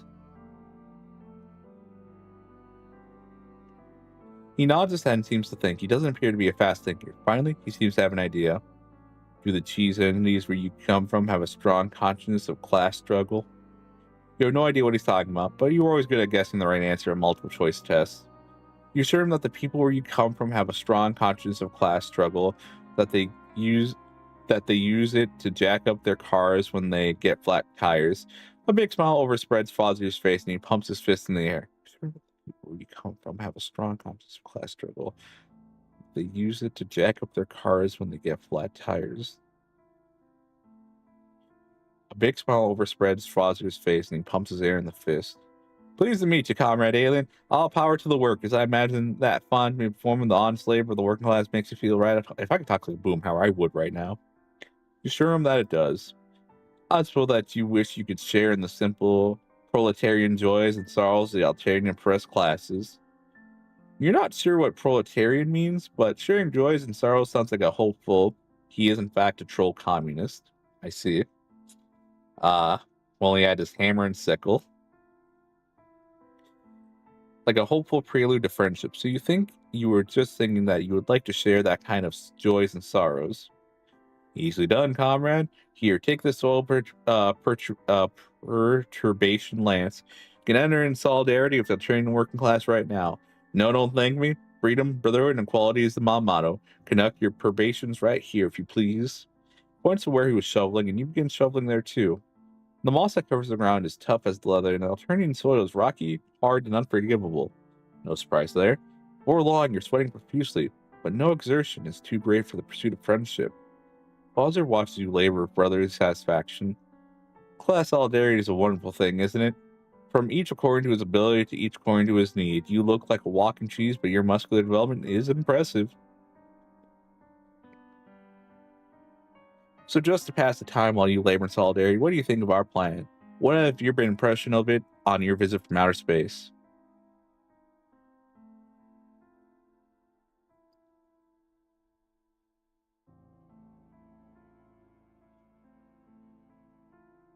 As a guest, it's only polite to say nice. No, he hates this place. About your host's home planet. Besides, meeting Fozzie, our structure desire for a sweet friendship morsel and a little praise and flattery often goes along when people like you. So with the little breeze you have to spare from your digging, you tell Foster that you found alternative most interesting. The fierce rush of life here induces a salutary wakefulness, and boredom is virtually unknown. Also, the solar structure arising from the hemospectrum and the multidimensional relationship matrix is very unusual, producing a fascinating array of possible interactions among people. You are looking forward to the day when you can tell your grandchildren about it. But Father doesn't look as pleased as you'd hope. So you'll find Alternia agrees with you. Oh, yes, very much, you pants. You find it interesting and fascinating? Definitely. To you, the spectacle of those who happen to have been born with certain blood colors exploiting and oppressing those who have not is just a picturesque detail. Well, you won't go so far as to. You find nothing objectable in a society where the strong kill the weak at will, based on nothing more than the color of a bodily fluid, where the upper class see the lower class as little more than inanimate objects, whose only purpose is to serve them, where the whole corrupt society is structured solely to breed cannon fodder for a psychotic empress's mad plan to conquer the entire galaxy, more peoples to oppress. That certainly wasn't your. While the streets run with rust, orange, and gold blood, you stand unconcernedly and remark how interesting and fascinating Alternia is. While the fish people and their bluish lackeys strike the pop from the mouths of low blood wrigglers, you smile pleasantly and remark how unusual Alternia is. Certainly not, but no one can judge other cultures by one's own. Oh, you can't dodge your class responsibilities that way, you cur. You so-called intellectuals try to hide your fawning servility to the bosses by pretending to view society objectively, about moral judgments, while all the time you're simply crypto-imperialist lapdogs. And you come to the Happy Absence Pit Park, pretending solidarity with the oppressed. Pishpaw, I see now that you're nothing more than a cat's ball of the oppressor class. Nothing but a cheese-colored Judas Iscariot sent as a spy, traitor, bootlicker, sycophant, murderer, monopolist, profiteer, slave trader, cannibal, parasite, technocrat, gangster, ectoplasm. No, you try to reject, but Foster sees the shovel from you and turns away. Turncoat, narc, double crosser, weasel, hijacker, vulture, Visigoth, breath analyzer. You watch his back receding to the fog, your heart singing with the wreck of your hopes and dreams for friendship. Game over.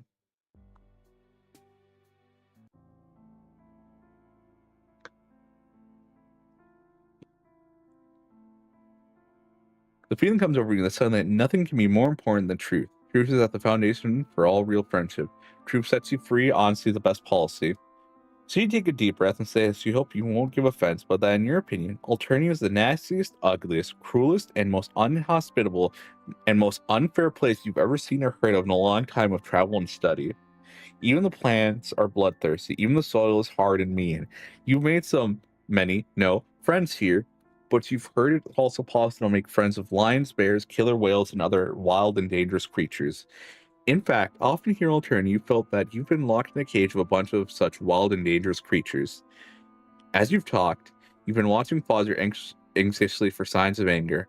You're surprised to see that instead he seems to be loving it. And what of our political system? You've already put your foot into it, so you might go ahead and put the other one in too. You express the opinion that a violent, rigidly stratified, insectile societal structure created solely to generate soldiers for a mad project to conquer the entire galaxy might raise eyebrows in some quarters. You admire natural selection and survival of the fittest as much as the next person, but this is overkill on a titanic scale. As you've been speaking, Fozier's smile has grown wider and wider, and he's shown other signs of approval, such as jumping up and down and whirling around. He pumps his air in the fist. Forward to perfect socialism. It's so good to talk to someone who hasn't been hypnotized from regularhood with counter-revolutionary pap. Someone who sees conditions on Alternia for what they really are, who sees the evils of the high blood.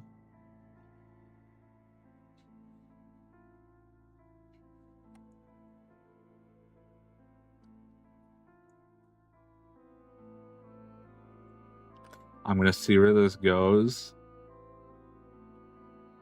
But I think he might be just a genocidal maniac.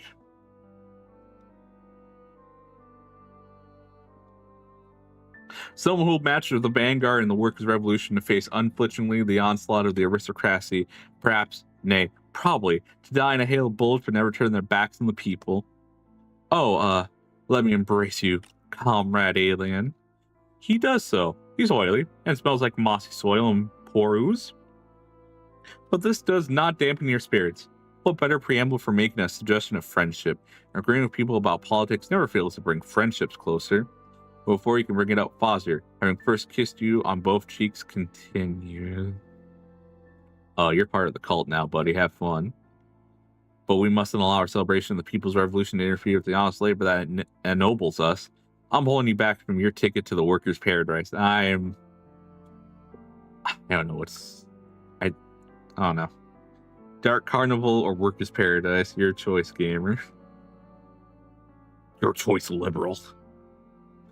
Please proceed for soil perturbation. All power to the people. Death to arbitrary hemospectral discrimination. See, he says that. But I'm pretty sure if he saw Kakarot, he would kill him.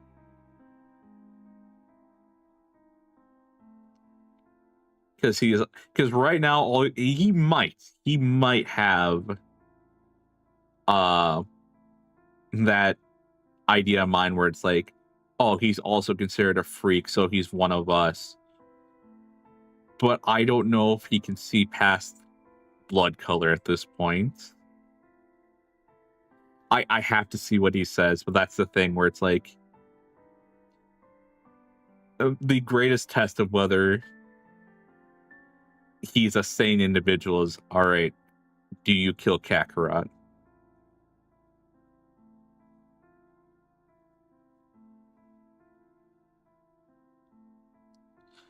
Please receive all power to the people, deaf to arbitrary hemospectral discrimination, forward, comrade. He waves his hands to a flourish and you start digging again. You wonder if it would be just as revolutionary if you trade places so Foster could do the digging and you could do the speechifying, but you don't want to disturb the perfect harmony now existing between the two of you. Instead, you use your little available breath to inquire what all this soil perturbation is in aid of. Why, a coal pit, of course. You can see the sign. This is the Happy Absence Pit Park, Foster Vines, proprietor. Alternia's reactionary traditions to put dig coal pits anywhere without a second thought. But our revolutionary future demands that we have more respect for the dead, so I've created this wonderful innovation, the Pit Park. There's a clown concert being held not far from here, so I anticipate a brisk demand shortly. Best be ready for these things. Having a lot of dead clowns lying around rotting on the property is unpleasant, not to mention unsanitary. Get them underground pronto is our motto here at the Happy Absence Pit Park. You're wondering privately whether a little class solidarity couldn't be extended to Purple Bloods, remembering your dear friend Kakarot when Fozzie seems to give a jump. No, that is not goat.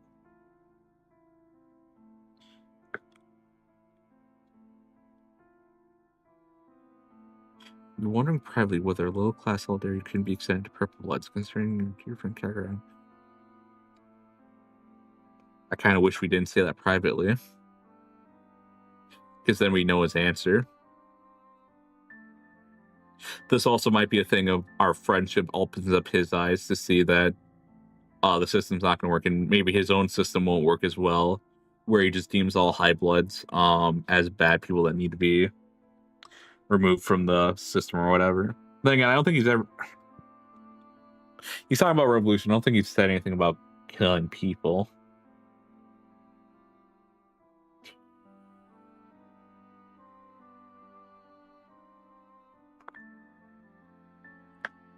Like, if he just wants to get rid of the system, sure. But if he starts going into the territory of also killing the higher bloods, because, you know, that's just the way they are, that's... Grateful of an excuse to stop digging, you turn to look in the direction Fozzie is staring, leaning on your soul perturbation lance. You don't see anything but fog. You ask, what is not ghosts? Nothing is. I'm a dialectical materialist, and if any ghosts came around the Happy Absence Pit Park, they should be aware that I won't believe in them, so they might as well go somewhere else. You confess that you don't see anything but foggy darkness and humped and pitted grounds, where you now guess piles of cold alternating exoskeletons are buried in the coal pits. You don't see any ghosts because there's no such thing, but the past few nights, I thought I saw beams of light shining up out of the ground. Almost as if, metaphorically of course, some of the exoskeletons of the coal pit had gone hold of some flashlights and were shining them up through chinks in the soil. Look, there it is again. This time you see it, a column of light that flashes up through the fog and is gone, seeming to come from a crack in the ground, which is briefly illuminates in blinding light. Fascinated, you move towards the crack, which is now dark and invisible again. What are you doing? You look at Fozzie in surprise. He seems terrified.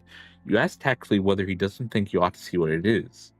For example, it could be infrastructure malfunction that could blow the Happy Absence Pit Park and all of its inhabitants, living and dead, sky high. I'm not even sure they have infrastructure in Alternia, but one can't be too careful. Well, maybe you're right. We are fearless revolutionary cadres, after all. You can hear his teeth chattering. You move towards where you think the flash came from. Fozzie, you're close behind you, peering over your shoulder. You can't help wondering where he'll be when the vanguard of his revolution is braving hails of bullets.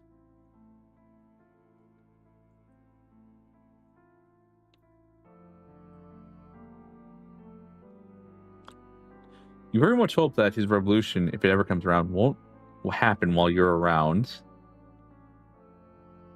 Just then, a whole series of lights flashed silently from the ground. That actually hurt my eyes a bit seeing that. Which is interesting because usually it's like the rave lights that, you know, when they happen fast would hurt you, but that one actually did hurt my eyes. And just then, a whole series of lights flash silently up from the ground. In columns through the fog, Bowser jumps and howls behind you. Non-existent! Tell him there's undoubtedly a logical explanation, though you have to admit that you have a weird feeling just now when the lights appeared, like a momentary dizziness, a feeling of discontinuity. You're more curious than ever now, remembering comforting things to Fozzie. You start digging right where the lights you saw, or the lights you just saw came from.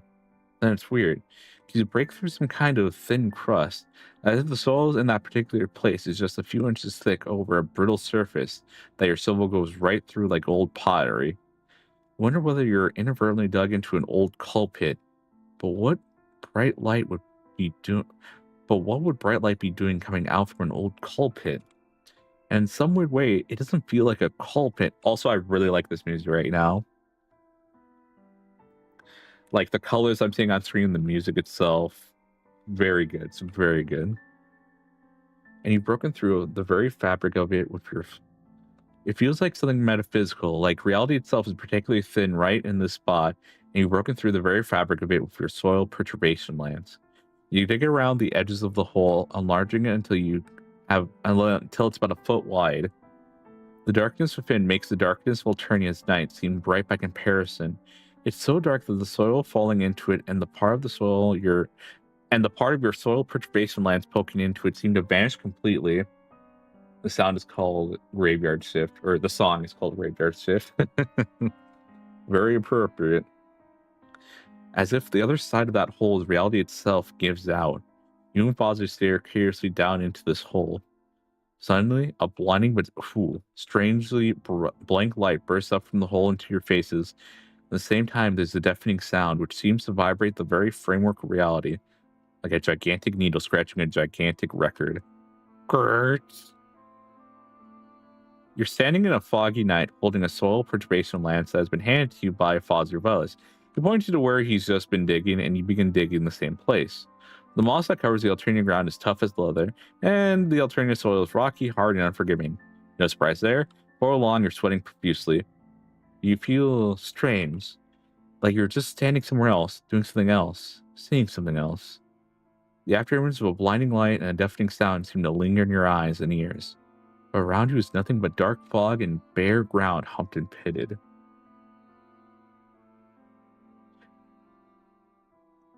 By the way, last song is called like the next song that we're about to hear, or the last song we're going to hear in the game. You must have a dizzy spell. You shake it off and begin perturbing the soil. No exertion is too great for the pursuit of friendship, after all. Bowser watches you with great satisfaction. Honest work is a wonderful thing. All hail the old regiment, huh? You look like a walking cheese, but your muscular development is impressive. What do you think of our plan? What has been your impression of it on your visit?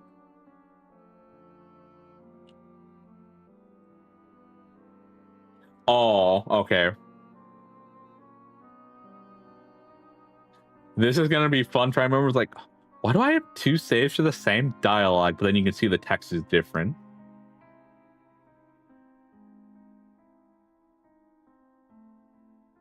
As a guest, it's only polite to say nice things about your host's home planet. Besides, meeting Fozzie stroked your desire for a sweet friendship morsel, and a little praise and flattery often goes a long way to make people like you.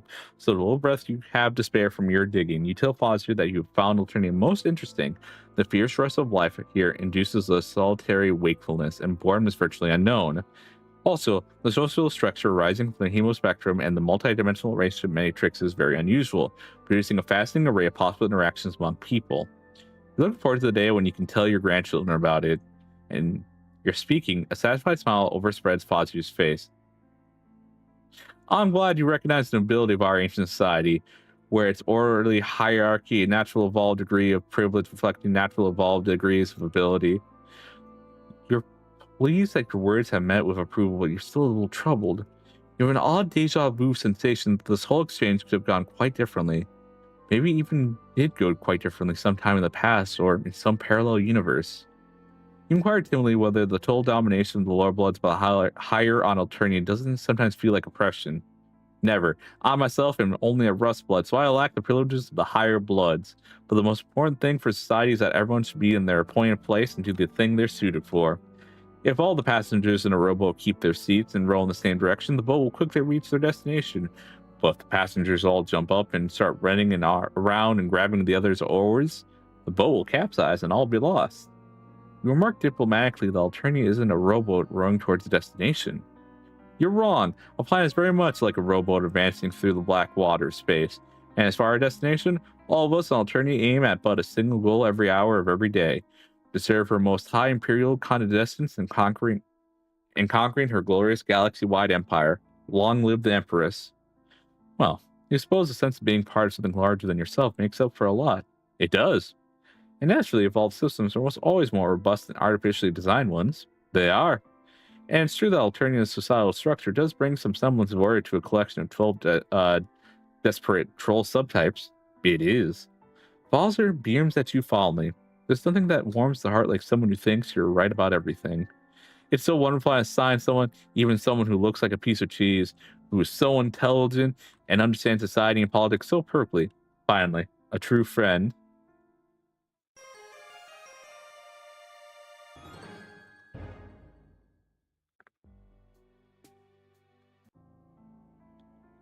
The feeling comes over you suddenly that nothing could be more important than the truth. Truth is at the foundation of all friendship.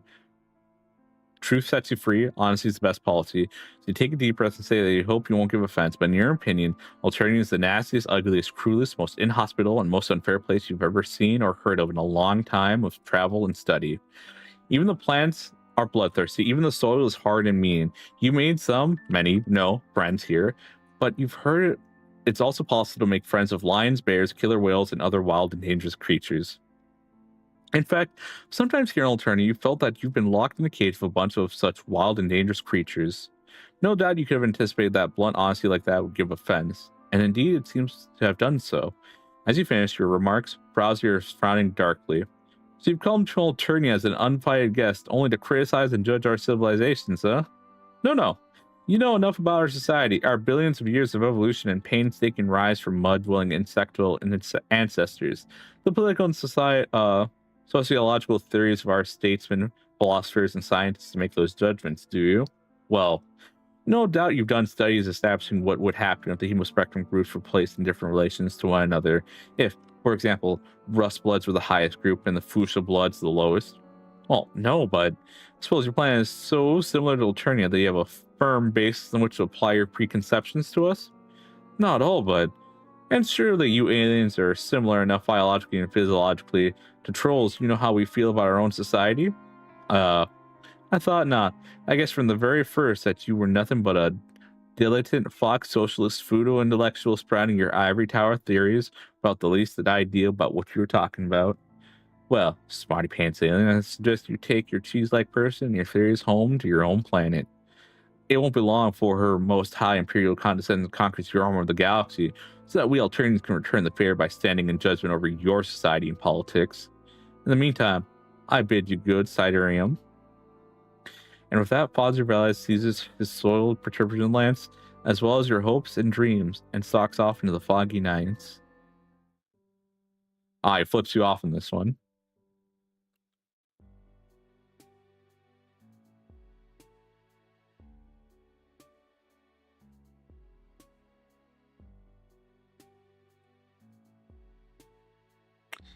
Okay. Something tells me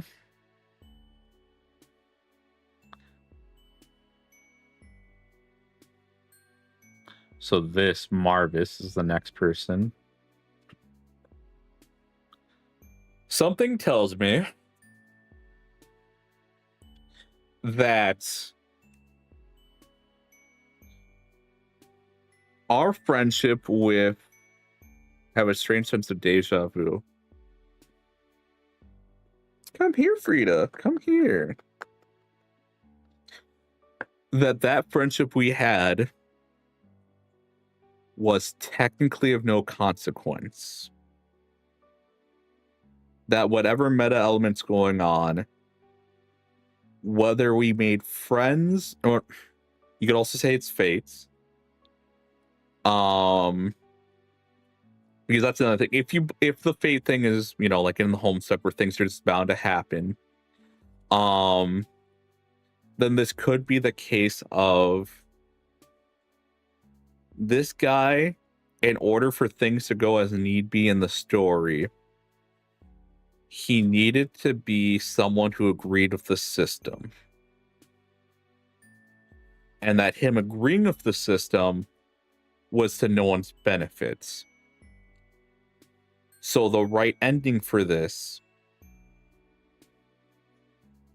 is one where you change his worldview through whatever weird mechanism this world has going on right now.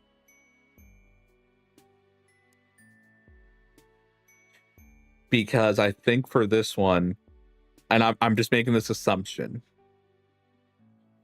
in this one, it ends right after we have the agreement with him.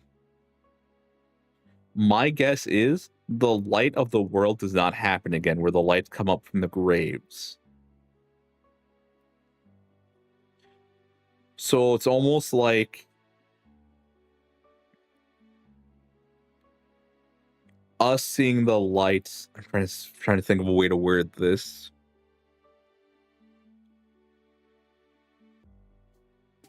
Like in the other endings, he just walks away, and that's obviously not good. But in this one, the lights don't appear when like we do things right. And the first time we did things right, but they weren't the right way though. It's like right answer, wrong question, or something like that, where the result of getting him as a friend, good. Him having these ideas, not what we need for the narrative or the grand plan that's going to happen later.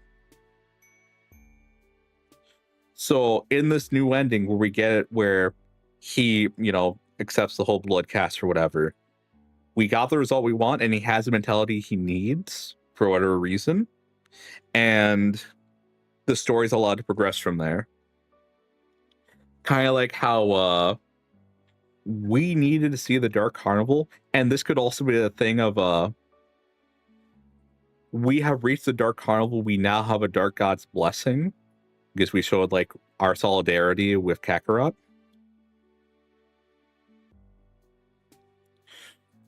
So like this being could be helping us out right now. Like there's a thing of like, it's like a paradox thing where because of this action, everything else happens as well. And I was like, well, what about the first time loop? Don't think about the first time loop. There is no first time loop. It is what it is.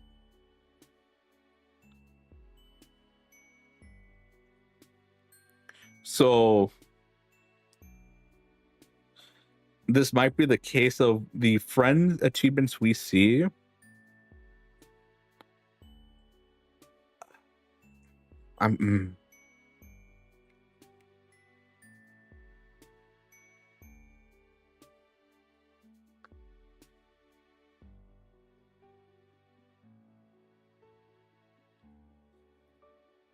It might be the thing of each of these ending teaches us something to lead us into a bigger idea or whatever.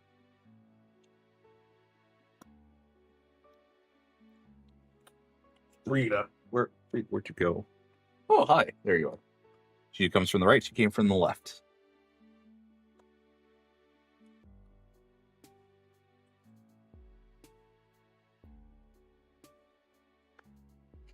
I guess we'll see if this fucking clown next.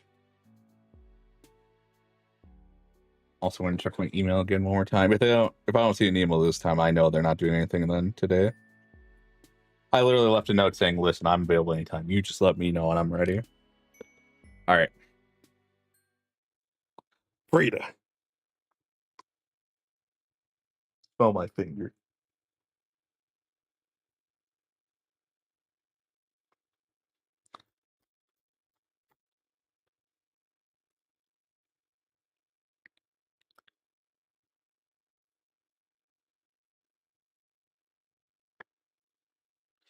All right. I really hope this is the leader we talked to before who told us, like, I better not fucking see you around again. No. I didn't say you could walk away, bitch. Find yourself ambling down the road without any particular destination in mind. It seems you don't have to do much active searching to land yourself in varying combinations of adventure and or disaster. Where will the vicissitudes of fate lead you next? Who knows? You walk for a while like that.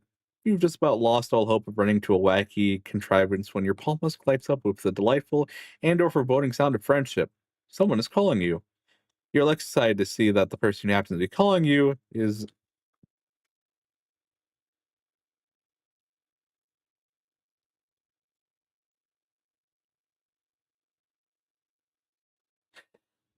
well, the person who happens to be calling you is Zebra. It's not that you dislike Zebra precisely. It's just that you don't mind struggling to rank. It's just that you might struggle to rank him above literally any other troll you've met, including the yellow guy who loves genocide. But you're not one to leave a friend hanging. You dutifully answer the call. Ah, my good friend, you've picked up. Awfully quickly, I might add. Shut the fuck up, Zipper. Shut the fuck up, Zipper. Shut the fuck up. Yeah, you just love friendship. Yes, Zipper, why he's calling. Do I need a reason to call? Yes. Is the thrill of dialectical riposte not enough, and not cause enough to make social contact with one of my dearest adversaries slash friend, or maybe more depending on whatever you feel comfortable with and interested in at any given point in time.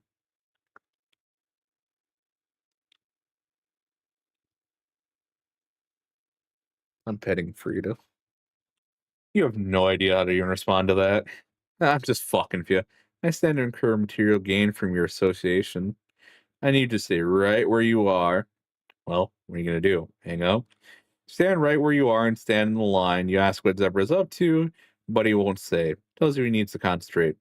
Eventually, you notice a strange shape of resolving in the distance down the road, drawing near slowly but steadily. After a while longer of waiting, the figure in the distance grows close enough for you to tell that it's Zebra. Oh, that's you say. It looks like he's riding on some kind of incredibly cursed hover Segway.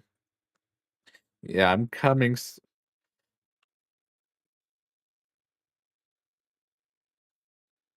Do I have Discord? Okay, give me a second. I got something to do.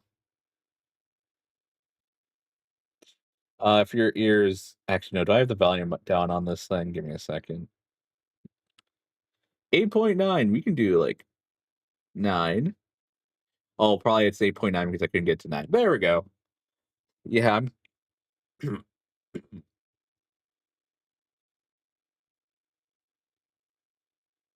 yeah, I'm coming, sweetie.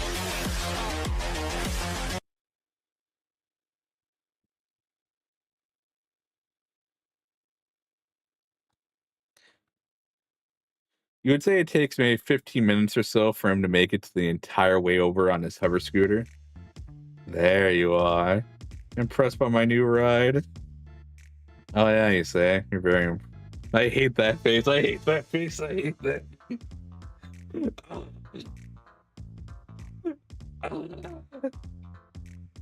Yes, I know, Frida.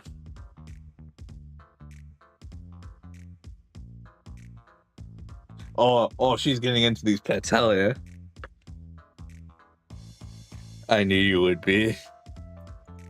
I'll ride out because tonight's a very special night, or will be. Be so kind of make me the happiest troll alternative. I need Scott. I need Paul. I need a fucking adult. I need someone who can kick his ass tonight. Is he like proposing to you? What? Never mind. You ask me what he's vague blogging about. What indeed? The real question of what are you doing this evening?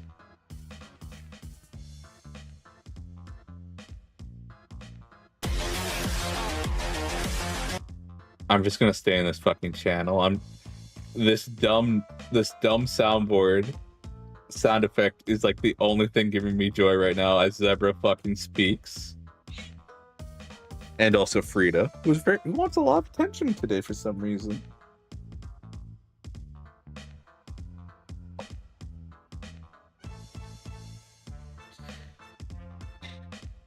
It's not like you've ever had any plans to do anything besides stupidly bumble into one ludicrous boondoggle after another.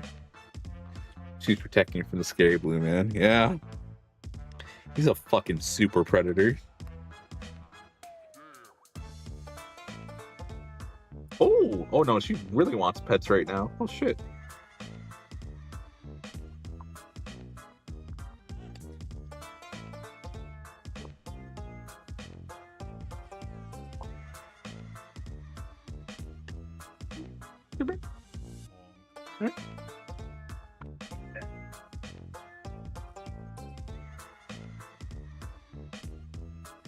Frida, the only normal cat we have in this fucking house. Because the other two we have are rats. Overgrown rats. New York City rats. What's up, kid? By the way, the song is called Clown Fucker. Is he gonna try to get up a purple blood? Motherfucker.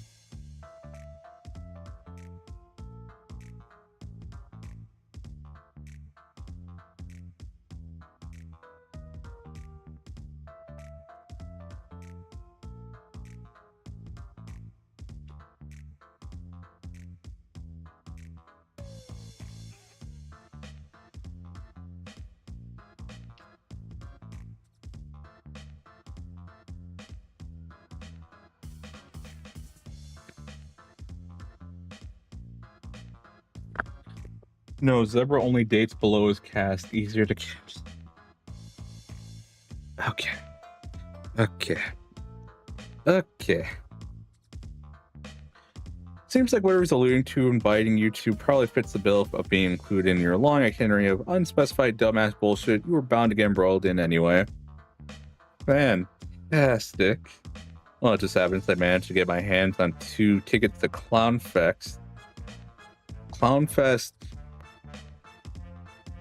And I thought, who better take along than my dearest alien associate of unspecified nature? He hates us, what is it?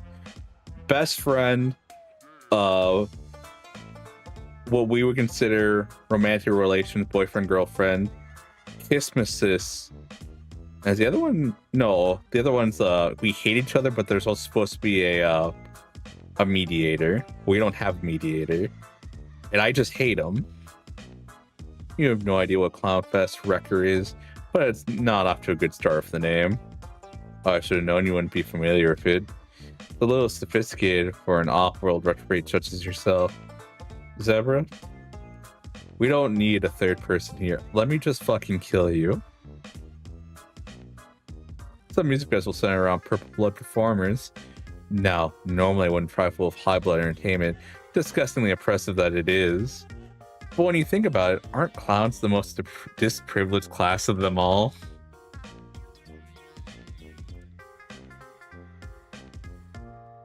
You don't ask him to explain what he meant by that because everyone would be really angry reading it.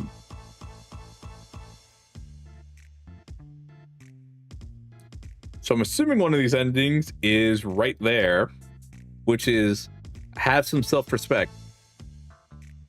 Well, you can't say that the invitation is attempting going to a withering gathering of violent gestures. Certainly sounds like a recipe for simulating time, but what if you didn't throw yourself blindly into obvious peril for once in your incredibly painful life?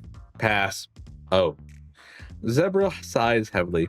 He looks completely destroyed. Despite yourself, you feel a pang of guilt in your heart. I see. I guess that's fine. I'll just have to find someone else to facilitate my brush with greatness.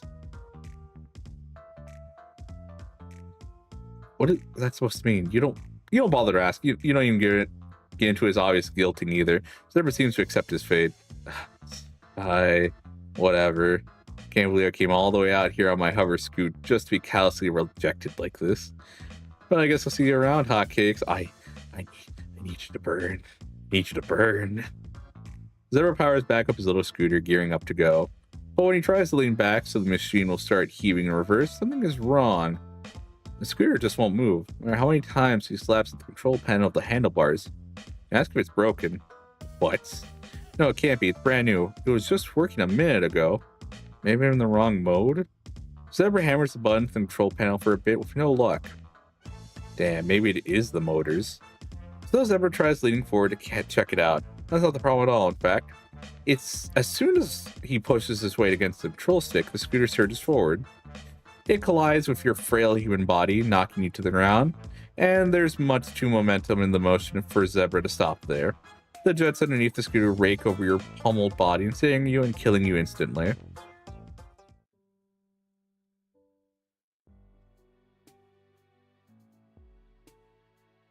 Have no self-respect, befriend. Okay. Free to toss your meaty moral body into a clown pit to get moshed to death or whatever. I knew you'd be there for me. Alright, let's go. Zebra invites you to hop on the back of his scooter so you can head out to Clownfest. You say you're not sure this is the most effective avenue of locomotion. Zebra tells you it's all the rage, not to be a little bitch about it.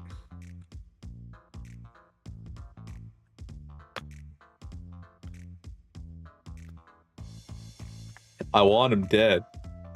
I want him fucking filleted. So, let me tell you a little about our plans for tonight. Okay. Get the second bad ending first. Let me know what the second one is, and I'll click it. Like, you can just spoil it when we get to it. Let me tell you a little about my plans for tonight. Feels like the scooter is going even slower than it was when he arrived, now that it's struggling under the weight of 2 people. You see, my favorite rhyme juggler on the planet is going to be there tonight. His name is Marvis Zoloto. You might have heard of him. He's pretty fit. Oh, he really likes him. He really loves him. So you've never heard of him because you're an alien. All right. Well, he's the best in all of Alternia. He came up a few sweeps back when he won first place on Slam or Get Cold. Oh, please let me tell you at least how. Oh, please tell me you at least know about Slam or Get Cold. You do not know about Slam or Get Cold. Well, it's a bi-weekly reality program where aspiring slam poets compete to prove who has what it takes. It's really cutthroat stuff. I mean, I think there are at least 5 decapitations a season. The competition is about skill. No matter the blood color of who is competing, the troll who wins is the troll who has the nastiest flow and dopest bars. Everyone has an equal shot. I mean, sure, High Blood has one every season to date, but it's basic biology that clowns are better at rhyming than everyone else. Even if High Bloods were Low Bloods, that'd still be true. That's equality. Yeah, makes sense. You think this is really progressive stuff he's saying? Where could he have possibly gotten so educated and smart? Oh, you flatter me. Anyway, as you know, I'm deeply connected in the music industry, but because of oppressive hemospectrum systems, I'm afraid I'm only truly afforded downward nobility. The clown sphere is a really insular, close-knit community, but with the right hustle, I'm going to break that glass. Alright, we're playing it. Nope, we're playing it. I'm going to make sure audio's right. Yep. Alright. Boot it up.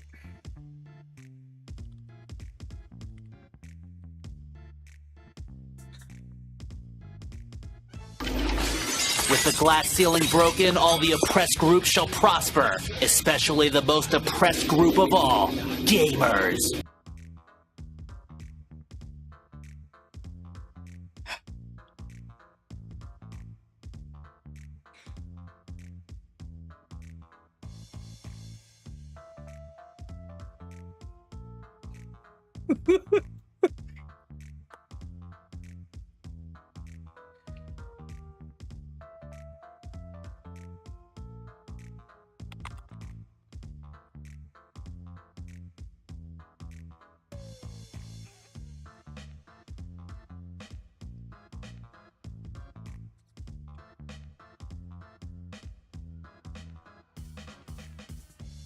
I had to respond to a few things because as soon as I finished playing that, I got a message like, wonder who this is from. Oh, it's Pivot. Is he about to call me out for playing that? That's one of Coroner's favorite things. That was one of her favorite things to say for a while. But with the right hustle, I'm going to break that glass ceiling. Marvis is a perfect troll to bring me into the fold. This guy sounds pretty brutal. Are you sure you want to actually meet this clown? What, Marvis? Come here then. You want attention, then just come and get attention. You cat? Past. I'm sure. I mean, sure, he does what he needs to survive in a rigidly ossified power system that could never truly be dismantled by the action of a single individual. Foreshadowing. But that doesn't mean that he supports it. Contrary to what you might think, Marvis is a spectacularly subversive figure in the industry. If you listen to his music, really listen, you'll hear some borderline revolutionary stuff. I think he'd tear it all down if he could. I might have mentioned it, but being a clown is kind of woke. That's right, Libbles, he's pretty fucking woke. What are you gonna do about it? That's why I've always wanted to probe that think pan of his, really get to the bottom of his radical praxis, and help spread his message of societal reform to the masses. And you're gonna help me do it. After 4 hours of scooting and one excruciatingly detailed, unbroken account of the events of the past 3 seasons of Slam or Get Called, you arrive at Clownfest Rex. Clownfest feels more like a circus than your idea of a music festival. In the distance is a wide open field dotted with disorganized masses of people all gathered before a nightmare stage presumed to be the site of the evening's main events. The entrance to the festival grounds opens up into something of a parking lot filled with whimsical tents and people selling various snacks and refreshments. You see a clown juggling what looks like at least 7 hot dogs. Absolutely ghoulish. I'm glad Damien's in here to see this.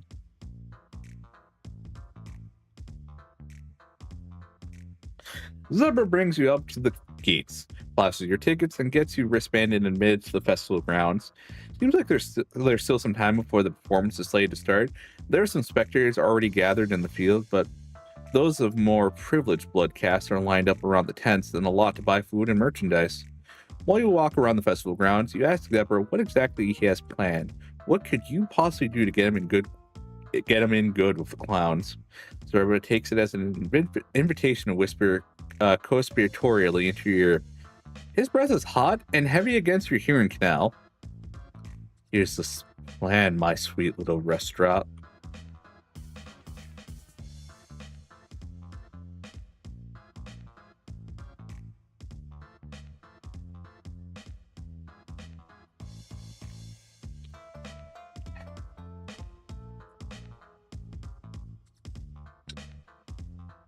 We get in, wait for the show to start, and then Mark, who comes on the stage, really gets into his act. You're going to jump the barricade and rush the stage. Or at least, you're going to try. Of course, I'm going to stop you. I'll talk you before you make it to the stage, and I'll call you right in front of Marvis and everybody. Oh, calm down. I'm trying to tear down the stereotypes that low bloods are all simple-minded dullards, and you aren't doing your people any favors by reinforcing the cause for prejudice. Obviously, I'm not going to really kill you. You'll simply pretend to play dead after I've heroically folded your back designs on Marvis.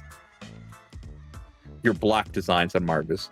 My actions will firmly place me within Marvis's ashen quadrants, so he'll have no choice but to recognize me.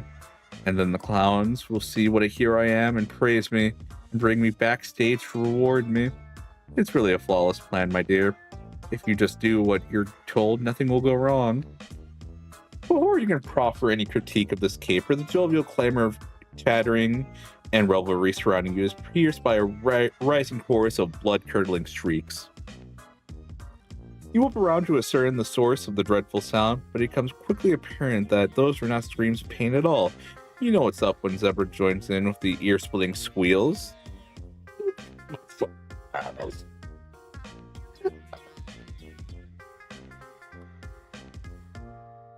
It's the man of the hour himself, an exceptionally dressed juggalo, making his way through the crowd, flanked by a robust team of hulking indigo bloods. Every aspect of him telegraphs unimaginable celebrity, the purposefully disheveled yet fashionable fit of his clothes, the swagger of his step, the 10-man camera crew trailing behind him. He walks with a measured poise, despite the chaos rising around him. That's because that's where he thrives. If things were orderly, he'd become a beast. Dozens and dozens of young trolls are flinging themselves at his entourage without any apparent concern for their safety. The bodyguards are roundhouse kicking the eager teens into the ground left and right like a bloody blender of adolescent aliens. It's pure carnage. He really knows how to draw a crowd, doesn't he? Sigh. A minute ago, it was tough to truly grasp the hype. After seeing him in person, you don't know what it is, but this swaggy clown has an undeniable gravitas that commands the attention of everyone around him. It's impossible to look anywhere else. Even the Alternian moonlight seems to endeavor to glint off his golden accoutrements twice as bright. But he's gone just as quickly as he arrived, up to the festival stage to set up his act. He leaves a bloody void in his wake. Zebra is bouncing on the balls of his feet following the encounter. He clearly can't wait to get up into the pit, and to be honest, neither can you. What is it about a good clown that's so utterly irresistible? Zebra takes you up to the field spread out before the stage. There are thousands and thousands of trolls already standing around, ready for the show to start. From the looks of the crowd in the back breaking down their tents, they have already been rustbloods camping out for days to secure their spots. But even those hard-won locations are much further to the back than where Zebra is leading you. There aren't many high bloods here by comparison, so Zebra is able to take you to walk right in. Must pass all the ceruleans and grab a spot by the barricade within maybe 5 minutes to spare before the show starts. There are some roadies up on the stage now dashing around to familiarize all the equipment arrangements. Oh shoot, you were to bring your concert diaper. Excuse you? Zebra turns to you with wide eyes. You're awfully close together now, boxed in by the swell of trolls pushing your body closer and closer together. You know, your concert diaper. You don't actually know. You don't have a single clue about concert diaper. You ask him if he's wearing his concert diaper. He pats the front of his pants, which you notice are looking a bit plumper than usual. Of course. You can't come to one of these things without your concert diaper. Things in the pit can get pretty intense, bro, and you can't leave to use the load gapper after it starts. Man, you're really going to regret not bringing your concert diaper. So is everyone around us. Ugh. Before we can even attempt to formulate a response to that, the crowd breaks into thunderous cheering. Your heart skips a beat as you look up, but of course, the clown who's clambering up to center stage isn't him. Marvis is clearly too hot to blow on the first act. All the same, people are real fired up over this raggedy juggalo. He seems like a serviceable clown, you suppose. He's got enough gold chains and is reasonably swaggy. He gets bumping, drops a few bars. It's fine, you guess, but he's not your clown. You know the moment you laid eyes on Mars that he was the only clown your heart would be able to see again? Zebra leans into your ear and has to yell to be heard over the sounds and the music in the crowd. I've never much liked Rapsta Slamza's work, to be honest. Sure, the beats are produced well, but he has a very insipid sense of lyricism. Fruz's Freedom! You were meant to be better than this!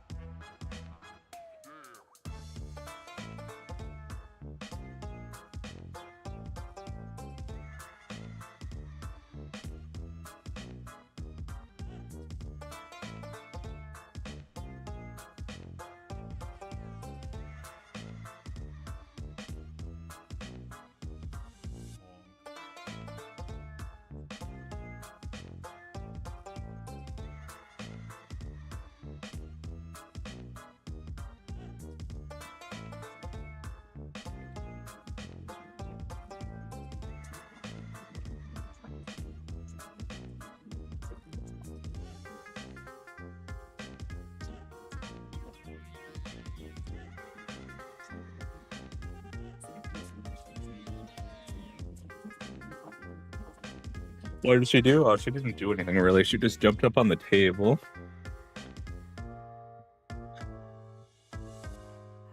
She just wanted attention.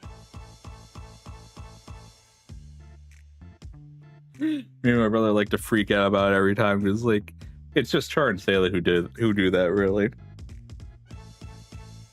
But with Frida, it's like we're not really concerned if she gets up on anything because she's the actual only real cat in this fucking house. Like, if she starts like slithering past things, we can actually trust her to slither around things like a liquid that she is. Char and Sailor, though, no.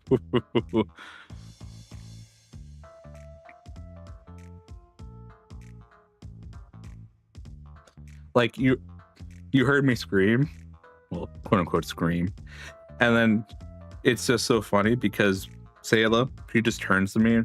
Like, she's not even bothered. She's just looking at me. It's like she's acknowledging that I am making a noise at her. That's it.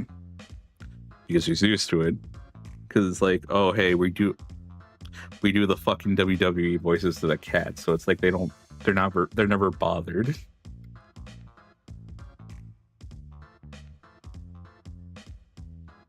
Like, even Char, he just got up and was like, what's going on? Because he was asleep on the couch.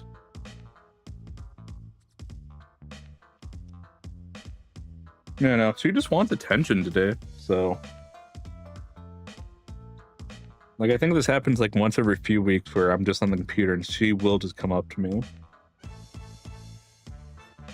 And just do things to get attention.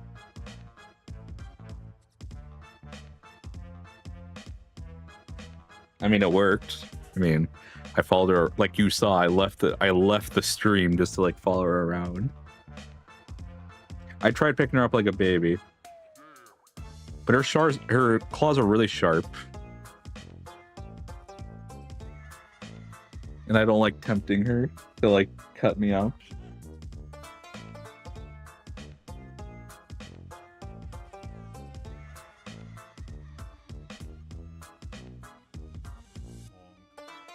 So yeah. Now she's just staring at me. Yeah, I don't know what to tell you guys. She just wants a lot of attention. Like, this stream won't finish, but the little baby, yeah. She's like 15 or 16, but she's rubbing her. So we have a little toy where it's like a circle and it's a little ball on the outside, and in the center there's a little capsule you can like put catnip in. She's like rubbing up against it a lot, even though like we haven't put catnip in it for a long time. It's like for some reason she's starting to get a whiff of it again.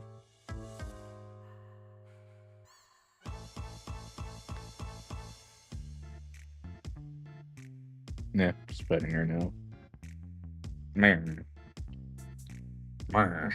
Don't you sass me, woman.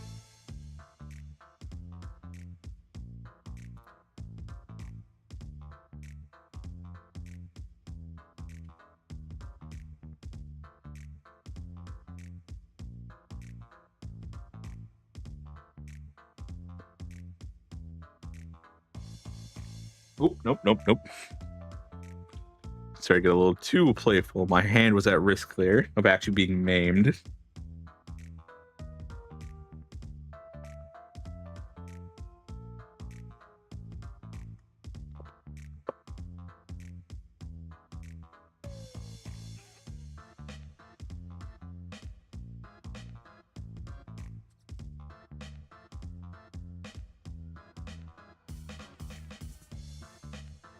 You scare me, woman.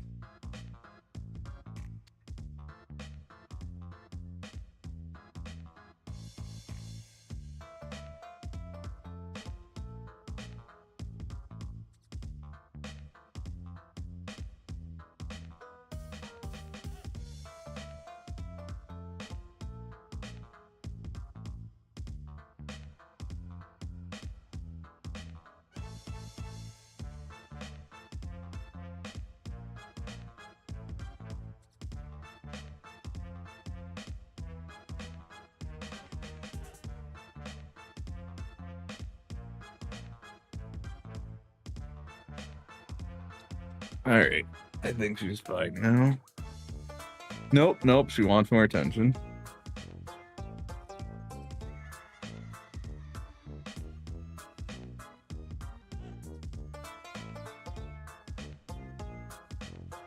Nope. Nope.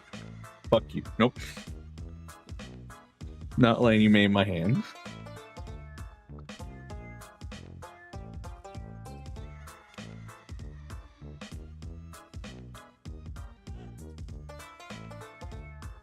You scare me. Triz's clam this. Triz's indefatigable military might that. We get it, you want to harpoon the Harris. Who doesn't, honestly? We don't need to hear all about it all day. It's all 50 minutes of mild provocative slams later, and old Slams is thinking off backstage. As soon as he's gone, a new gesture takes the fore. If you wanted to get into the music, it proves difficult. Every new act they bring onto the stage is immediately followed by a hollering earful of Zebra's scathing critiques. You wonder why he's so fixated on getting in good with this gaggle of urban barkswers, if he thinks so little of their technical and artistic merits to begin with. As you stand leaning sweatily against the barricade, you start to wonder if it's all worth it. Could the sight of a single rapping man really outweigh all the physical and psychotic agony of waiting and standing and stewing in the heat of the pit? Well, you have just endured nearly 3,000 words of hanging out with Zebra for something that will ultimately let you down. But as the penultimate clown trundles off the set, the taste of the air changes. The lights on the stage go dark, the booming sound system goes quiet, and tremendous hush falls over the crowd. You feel your heart stop in that silence. You know down to your bones that this is the moment you've been waiting for. From sea dweller to rustblood, nobody moves. The sound of his light footsteps against the darkened stage could only be audible to someone as close as you. The anticipation swallows you whole. When the floodlights snap back on and illuminate his astounding figure center stage, you feel it. Though yet of modest stature, the lanky juggalo has the presence of a man 1,000,000 feet tall. He radiates a power the likes of which you've never felt before. Feel inside of you intimately, religiously, indubitably. Yes, this is it. This is your clown. Then he opens his mouth to utter what feels like the most important words you've ever heard in your life. Hey. All hell breaks loose. Everyone is screaming all around you. You're gripped tight on the barricade as you stare up at him, glowing, messianic, arms outstretched to drink in the zealous fervor of the crowd, all incited by a single, incredible, powerful word. Hey. Like that fucking scene from, sorry, man. Fuck. Into the Multiverse? It's the first one where Miles learns how to like hit on a lady. Apparently, it's like you gotta put your arm on the shoulder and go, hey, hey, no, hey, hey, no, hey. God, you'll never forget it. What up, guys? Lol. You jugs ready to cook? Can't help it. You start screaming, you're so fucking ready. Lol, these buddies be baking beans. Is. Any of y'all forgot your concert diaries? Because it's rank out there. I hate the one. Racked by shame. How'd you get your concert diaper? You'll never be so foolish again. But it's alright. I'm gonna freshen things up, but you hear me? Zero takes hold of your hand and squeezes it tight. You appreciate it. God, he's so fucking beautiful. You understand. You feel deeply, utterly devastated to know how far out of your grasp he is. Why would a man like that ever even look at you? There's no way someone so tremendous, so magnificent, so extravagant would waste his time offering his friendship to someone as insignificant as you. But as desolating as that feeling may be, you aren't ready to put him out of your life just yet. Maybe there are other ways you can get close to him. Listen to his music, follow him wherever he goes, dedicate your life to him. You want to know everything about him that you can. Maybe in this way you can honor him, befriend him in your own heart, if not his. Is a love one-sided and any less beautiful? This must be what I sound like when I talk about a Persona 5. Oof. Lamau.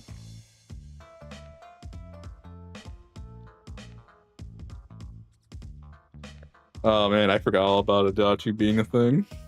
Man, I can't wait for the remake to come out. He proceeds to explain to the party all over again why he does the things he does. And then for people to say he's better than the one guy from Persona 5, and then that's gonna be a whole argument. And the music at last starts to blast through the speakers you ascend. The pain in your legs and your backside disappear. You feel nothing but streaming euphoria. You thank the forces of serendipity for guiding you to the glorious epiphany of this beatific singularity. I am so scared of the remake because they said they're changing the writing.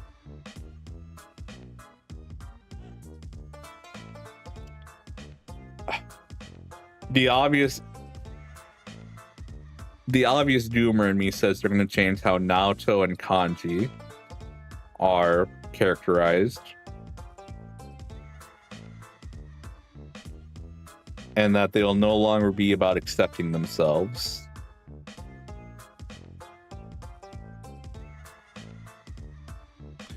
And that they'll make it something not beautiful.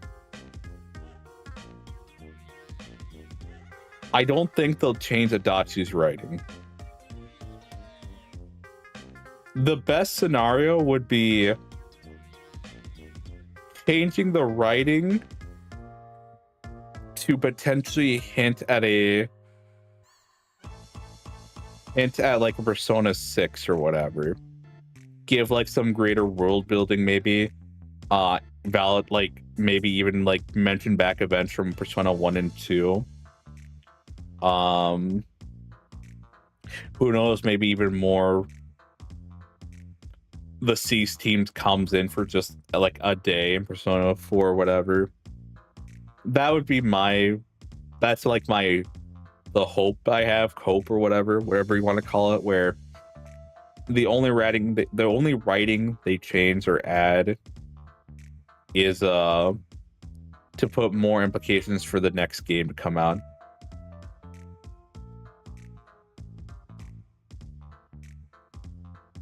Like, I know they go to, well, in the PSP version, they go to the school. I think they also go... No. They go in the original PS2 version as well to the school.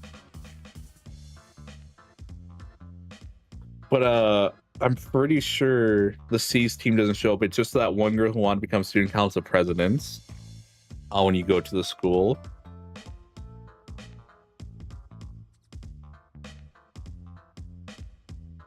Then again, it doesn't make sense because they don't really know. Because the TV isn't really similar to Tartarus, but they're still investigating things like that.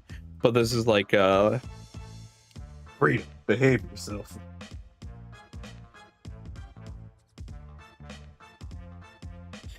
They are, yes. Because I think 3 years have passed, 2 or 3 years. So like Mitsuru and fuck, I forget his name. The boxer dude, I forget his name. Their second year of college. I think Mitsuru is already like the head of the company or whatever. Like the college is just a formality or whatever. But she still feels like she needs to go through the process because, like, oh, just because I was born into this prestigious family does not mean I cannot I can just skip things or whatever.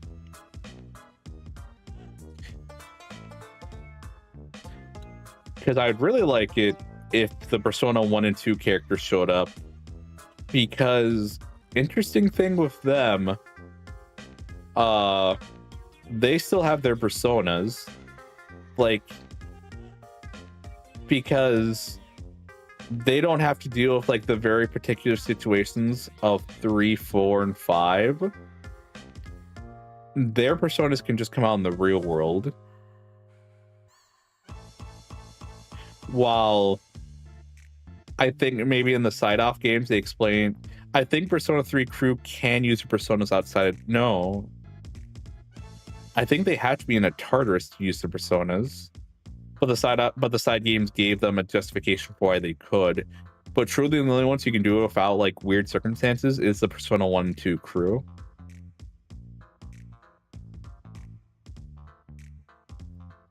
So at the end of 2,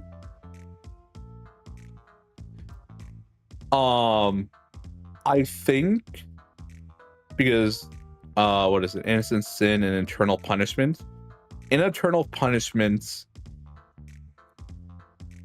you go back, so the protags of 2 can't use their personas, but I think the characters from 1 still can, and I think it's because Persona 2, Eternal Punishment, the second game of part 2 of game 2, you go back in time to where they don't ever unlock it, and it happens again, Innocent Sin, so they have no reason to unlock their personas. I think Maya might be able to, I don't know, but any characters from Persona 1 still has the ability to. Maya might not be able to. Tatsuya definitely doesn't, because for the world to continue, Tatsuya cannot remember the sin and let go of his friends and all of his connections, and then because they never relearn of their sin, their personas don't unlock. Maya, I believe, though, is the only one who remembers, so she might still have her persona. But yeah, no, you're right. Actual characters for 2 should have lost it. Maya might be the only exception. But Persona 1 crew, all of them can still use it. Because I remember there's a very specific scene at the end of the game where I think it's the It's one of the characters that has like a really long unlock quest to recruit him in one. He talks about how he's a salesman, but his persona makes it hard for him to do business because they think he's like he's dangerous because they think he has like the devil arcana. They do, yes. I think for the actual party, you can choose between two of them for a very certain section of part 2. I think one of them also joins in part 1, and that's how you get Maya through shenanigans. And one of them does lose their persona abilities because of that. So that character might not have their persona any. Well, no, I have to go through 2 again. Because I don't know if Internal Punishment they got back their persona, because Maya, I believe, the start of 2 has her persona, but I don't know if that's from the same sacrifice again. The other protag should have them from 1. Yeah, I know. There's an ending scene where they're at the bar, they're catching up after everything happened. And yeah, just one of them says, yeah, no, I'm a salesman. It sucks. My persona gives off negative vibes. It's really hard to talk to people. But then I think the Nanjo group dismantles in Persona 3. And Nanjo is protagonist from 1. So I don't know if he survived.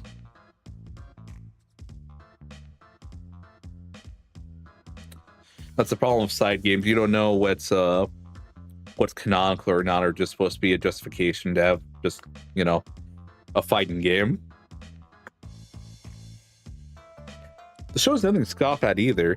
A highly discerning individual known to frequently make posts online regarding the quality of rap and whether or not those who purport or possess such ability do in fact have the requisite bars, are fully blown away by the acts. It's some really good stuff. He's just really going in hard and hot with those raps. Not that intensity is a sole barometric of the quality of hip-hop. The part that Marvis is dropping is a broad, contemporary performance that would equally satisfy any aficionado of any relevant subgenre. Not a single thing about him is even slightly racist.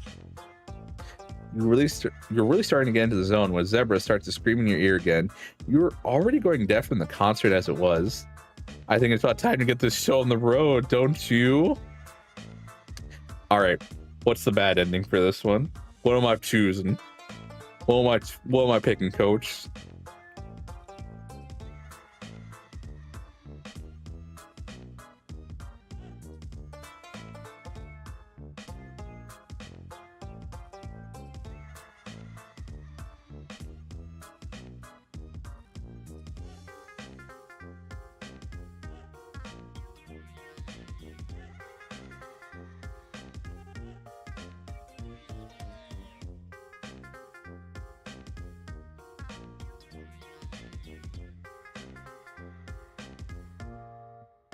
You refuse. Got it.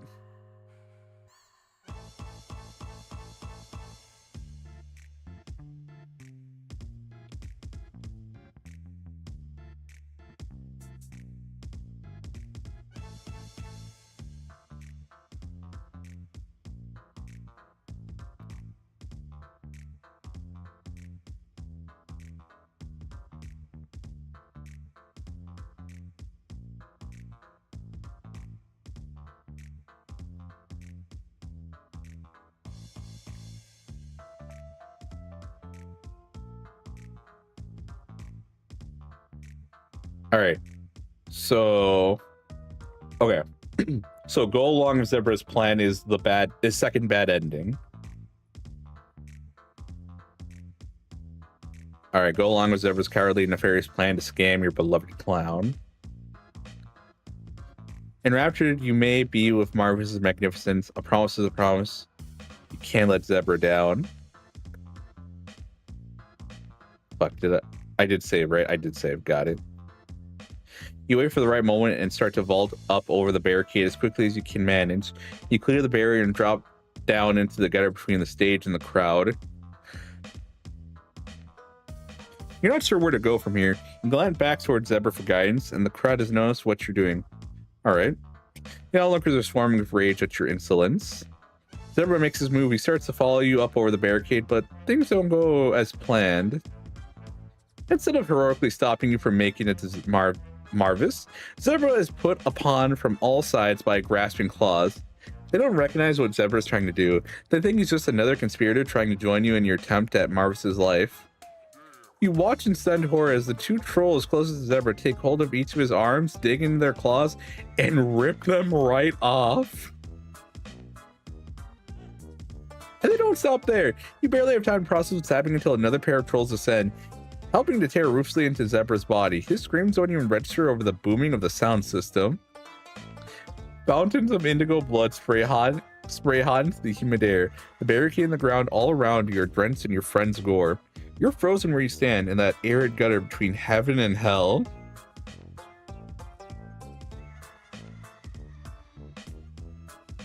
This isn't how it's supposed to go, is it? You feel the inevitable press of entropy closing in. The trolls in the audience see you, and they've already had a taste of blood. Your legs are as stiff as rods as the carnage-caked trolls who made short work of your friend begin to vault over the barricade themselves. It seems pointless to run. You're stricken by a consuming sense of deja vu. You've made a mistake, and the universe is going to clean up your mess. Trolls drop down to the gutter with you and advance. You close your eyes and accept your fate. And then feel yourself being wrenched up onto the stage. Yo, what's up? You can't believe your eyes. Marvis, in all his majesty, has hoisted you up to safety on the grand stage. He's beaming at you with the most beautiful smile you've ever seen in your whole life. This development has certainly given the bloodthirsty crowd pause. Marvis turns to them with an unerring grin and shakes his head. Y'all out here trying to kill my buddy?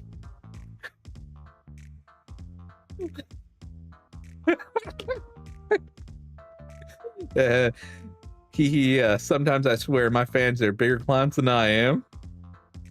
His adoring legions seem to find that very funny. You're starting to realize you really should have brought your concert diaper after all. Now it seems like there's been a big misunderstanding. This just be one of my backup dancers. Hey, hit it, cause show him what you got. Wait, no. He has legs. Use those legs. It has been stated multiple times throughout this game that people just love his legs for some reason. So, help him. He's helping you? You can't say you understand, but you're not about to look a sexy, gorgeous gift clown in the mouth. Marvis wants you to dance for your life. You'll dance. You start going to town. Flossing, shooting, whatever the kids are doing these days. A real contemporary breakdown. The crowd goes wild. Things are really starting to look up for you until a deafening crack sounds through the air and the stage equipment starts to collapse. It all happens quickly. The bolts of all the stage scaffolding burst out of their settings. The lights catch fire, and one of the massive 100-foot screens behind the stage comes loose of its moorings. You would have easily been pancaked by the huge screen, if not for Marvis expertly clown stepping you and yourself out of the way. Half the crowd isn't so lucky. The big screen shatters when it hits the stage, raising a 100-foot area of trolls with vicious glass. Shiz. Right when things was just getting started. But the sound equipment was all obliterated by a sudden collapse. No one can hear him but you. For a moment, your hero looks lost. Man, we gotta bounce, cuz. Marvis grabs you by your sweaty hand and runs. He takes you to safety in the performance green room, which seems to be intact after the collapse of the stage, though the power's out. The room is filled with the clowns who'd performed earlier. They all look very confused and harried. See. Things gonna be a madhouse out there for a while, so better to just lay low for a bit, I bet. We go out there right now, we're gonna get mobbed. Usually everybody be dead at the end of my concerts. I won't make it out here without having too pale with I wouldn't make it out there without having too pale with 1,000 teens otherwise. You're a little riled, to say the least. Marvis takes a good look at you. Look, man. You says yourself? You start to cry. You start to cry. You didn't bring your concert diaper. Oh man, it's alright, don't cry. Look, you're hardly the first buddy to ever shiz themselves at one of my concerts. I'm used to the smell. To be honest, it's comforting. You still won't say really? You wouldn't want to bring him the slightest inconvenience to his wonderful life? Yeah, I'll let it cook. Bring it in, brother meat. Oh my god. You bring it in, the two of you share a nice Molandrous hug. It's hard for you to understand what's going on. Why did Marvis save you anyway? I saw he was hanging out with that blue bro who always trying to get his stuff chafed up me and me Jug's shizhole. And then you try to make a real run for me. Gotta say, that's brave. Gotta ask a buddy where they got the balls rods to try to pull a stunt like that. Respect. Oh, well, it wasn't really much of a stunt. You were just going along with your friend's ludicrous plan to try to scam into a friendship under false pretenses. But it was a really bad plan. Your friend was killed on the spot immediately. And then you're pretty sure you're consequently fated to die due to making a non-canonical decision. What do you mean non-canonical? All this be non-canon, fam. All of this be non-canon, fam. What can it even mean to be non-canonical within the context of the inherently extra-canonical framework? Skeets, rap. Oh yeah, because all of this is technically non-canonical.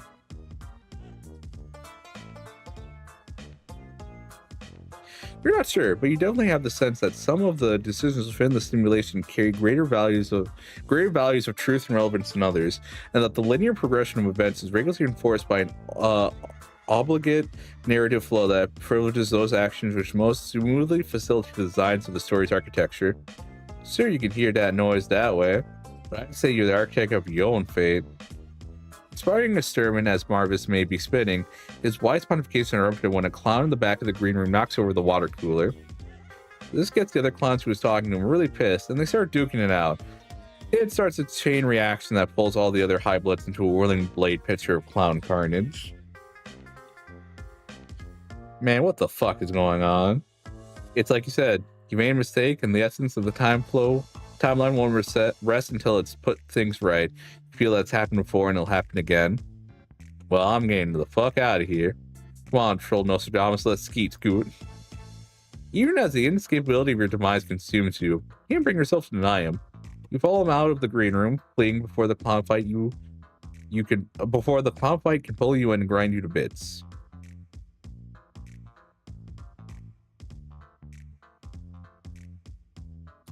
Out here, you're the one who has to help Marvis. In the open air, it's an unending procession of teens' QuickTime events. Some of them are carrying buckets.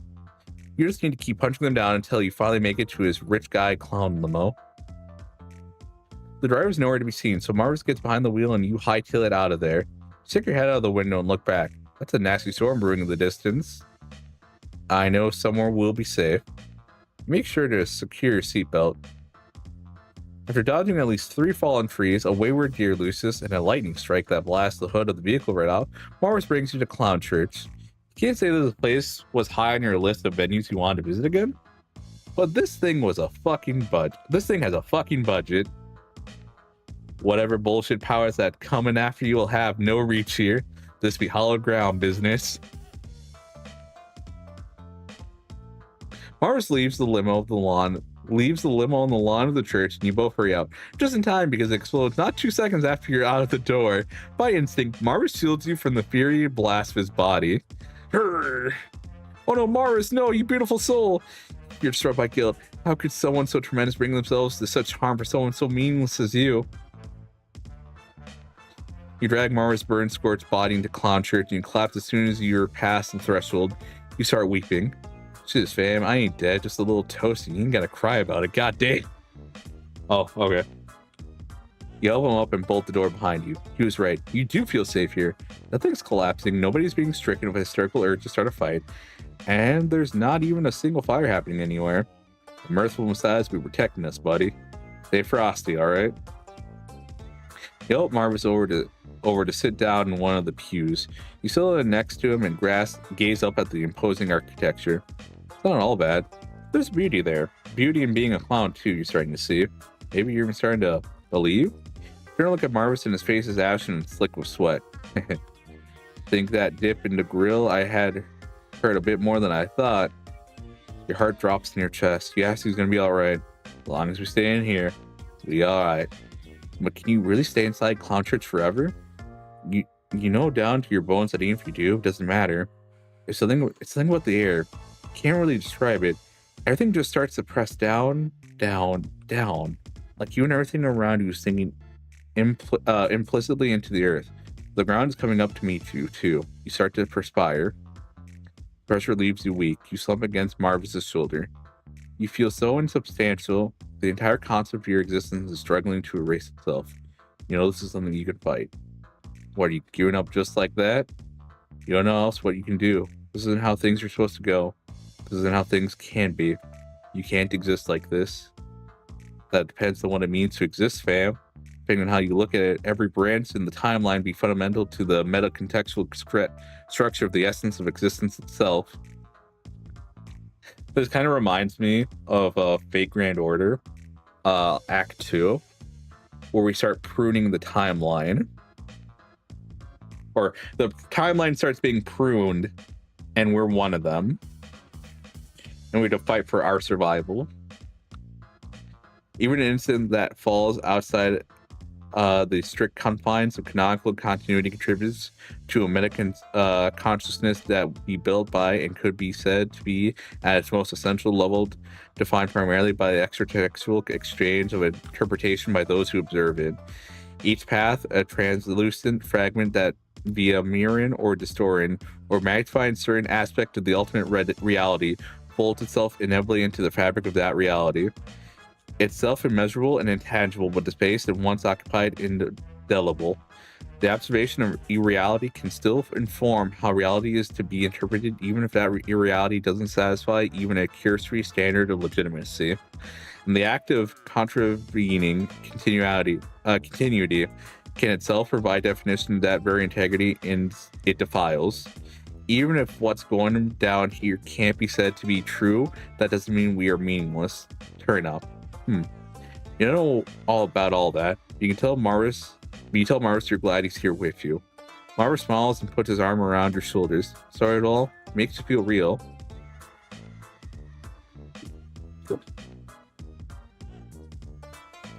You stare into the ever-restoring panes of blonde glass as they shift and sustainate in your vision. Things coming apart at the seams, subatomic concepts scream from the insides of your ears, and infinity of pure dimension blossoms between the tenuous threads holding the essence of your being together. The termality of paradox space reaches into you from the inside out and takes hold of reality in an inescapable grasp. Continuity inverts and cascades into a cataclysmic fractal. What happens will happen, and what can't must not. No measure of hubris from man or god or clown can stymie the cosmic imposition of truth. Close your eyes for just a moment. When you open them again, there's nothing to see at all.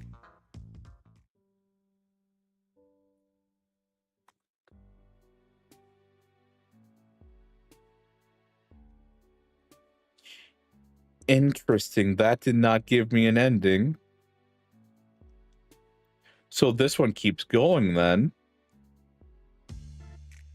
Cat, stop eating tape.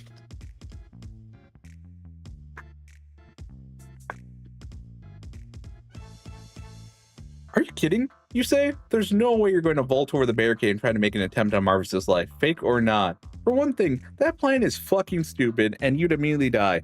Second of all, Marvis is a beautiful artist with the soul of a true poet, and you're not going to help anyone attempt to exploit his celebrity for selfish purposes. You can conclusively inform Zebra that he'll have to find someone else to help him hoodwink sweet Marvis. What's that? I can't hear you over all the incredibly vicious and beautiful rapping. You tell Zebra you're not doing it. You just want to listen to the rest of the content and enjoy yourself. Zebra seems horribly taken aback. But I thought we were friends. You reassure Zebra that you are friends, but affirming a friendship doesn't necessarily require one to embark upon a ludicrous suicide pact in order to socially hornswoggle a rhythmically gifted Mary Andrew. You're hardly Thelma and Louise. Get real. He tells Zebra he needs to find someone else to help him cozy up to the clown's inner circle. Zebra harumphs, offended, and decides to go. He starts to push his way through the crowd down the length of the barricade. And with that, you're free to turn your gaze back to this mirthful eminence and embrace the new piece you have found in his artwork.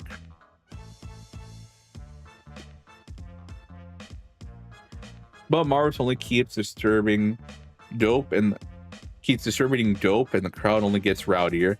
Before you know it, you find yourself getting wrecked into the writhing mass, jostled about and subsumed by the transient power of the music.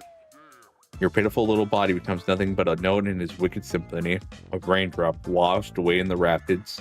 Some time ago, you might have accepted your fate here and allowed yourself to be trampled to the mob. But you have something to live for now.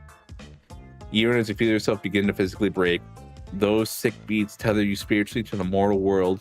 His ruthless bars cut through the heat and the sweat and the heavy stench of piss and meat, drawing you like a sailor to the siren song. Not even death could wrench you free from his grasp. In spite of the odds, you manage to muscle your way back up to the floor. You exit the mosh pit a shattered mess, bruised, battered, broken, hanging on only by the most tenuous of threads. As you look around, you get a glimpse of your fate, surrounded on all sides by trolls who have collapsed and been trampled dead, faces frozen in a rictus of ecstasy. Given how lightheaded you feel, you aren't long for this world either. You can carry on a bit further, for him. Wow, it's really something else, that Marvis, you think, as your wasted body slumps against the barricade. That's all you can do to lift your weak head and stare up at him, drinking up his boundless audio-visual wonder as your vision starts to blur and your consciousness begins to fade. You're back to your senses when you feel something splashing over your face. Oh no. You cast it around wildly for the source of the water. To your disbelief, you see that it was Marvis. He's standing at the edge of the stage, gyrating his hips to the choreography as he looks down at you in concern, like staring into the growing of an angel. He waits for a break in his verse to cover his mic and mouth to you, "Yo, buddy, you alright?" You can't believe how gracious he is. To see a humble fan such as just... Okay, I'm just gonna say it. S tier. S tier. This guy's S tier.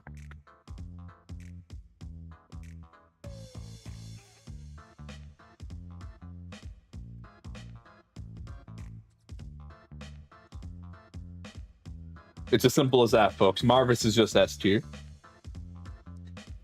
To see a humble fan such yourself in pain and to make sure you're okay. Is this real? Or have you passed it on to heaven after all? Pivot VTuber model moments. Your gaze tracks up from his well-proportioned crotch to the gorgeous view offered by the plunging neckline of his shirt. You're all right now. You've been more right in your life. See, while Pivot would simp for him for his beautiful physique, I am simping for him for his beautiful soul. And I can acknowledge he has a beautiful physique, but that's not what truly attracts me. Pivot is a ne'er-do-well, a degenerate even. Some would even say gay.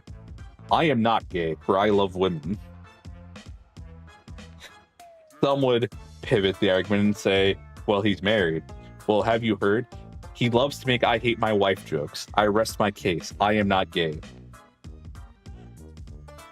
Your gaze tracks up from his well-proportioned crotch to the... Alright, Marvis jumps off the stage into the impassable purgatory that separates it from the pit, the gods from the mortals, and makes his way over to you. He outstretches his hand. Hey, babe. Want to dance? Your broken moans are no obstacle. Instinct propels you over the barricade and into his arms. He catches you like you've both been waiting your entire life for this moment. You've never felt more warm or safe. It's June. Rikku cannot be gay but appreciate clown. This is true. Even if it wasn't June, I'd still appreciate the clown man in all of his glory. Because I am not gay. So I can say without bias that he is S tier. And that's how you know it's a fact. For I am not gay. And even though it is Pride Month, I can still say the truth. He catches you like you've both been waiting your entire lives for this moment. You've never felt more warm or safe. He scoops you up with his incredible strength and carries you back onto the stage. Marvis is talking into his mic again, so his words reverberate through the entire field. Look what we got here. Looks like a fucking low blood cut to the front of my line. Cut to the front of the line, my friends, lol. Wait, what? Looks like a fucking low blood cut to the front of the line, my friends. The remainder of the crowd that's still conscious boos viciously. What's happening? while you're clearly bleeding red from being stomped in the face several times in the mosh pit, and the murky lights of the stage, it looks awfully burgundy. Someone's been naughty. I liked him better when he was defying fate. Yes, you've been so naughty, you say into the mic. No remorse, or damn shame. The crowd jeers. Well, we clearly got a criminal on our damn hands. What you think I should do with them? Any opinions? The response is disjointed, but still functioning unanimous. Amidst the clamor, one word keeps being ringed out clearly. Call. Kill, kill, kill, kill, kill. Y'all want me to kill him? Yeah, that's brutal. Well, I ain't one to let my fans hear me. Just to be fucking done, my merry men. What better way to cap off a wicked night than have a little gutter blood shower, lol. Well, you're hardly qualified to question Marvis's judgment. If that's what he wants, is to publicly execute you in front of a crowd of his adoring fans. He gets how it has to be. You surrender yourself as Marvis directs the stagehands to help him erect some sort of makeshift crucifix. You don't struggle as he carries you over and ties you up, suspended above the crowd.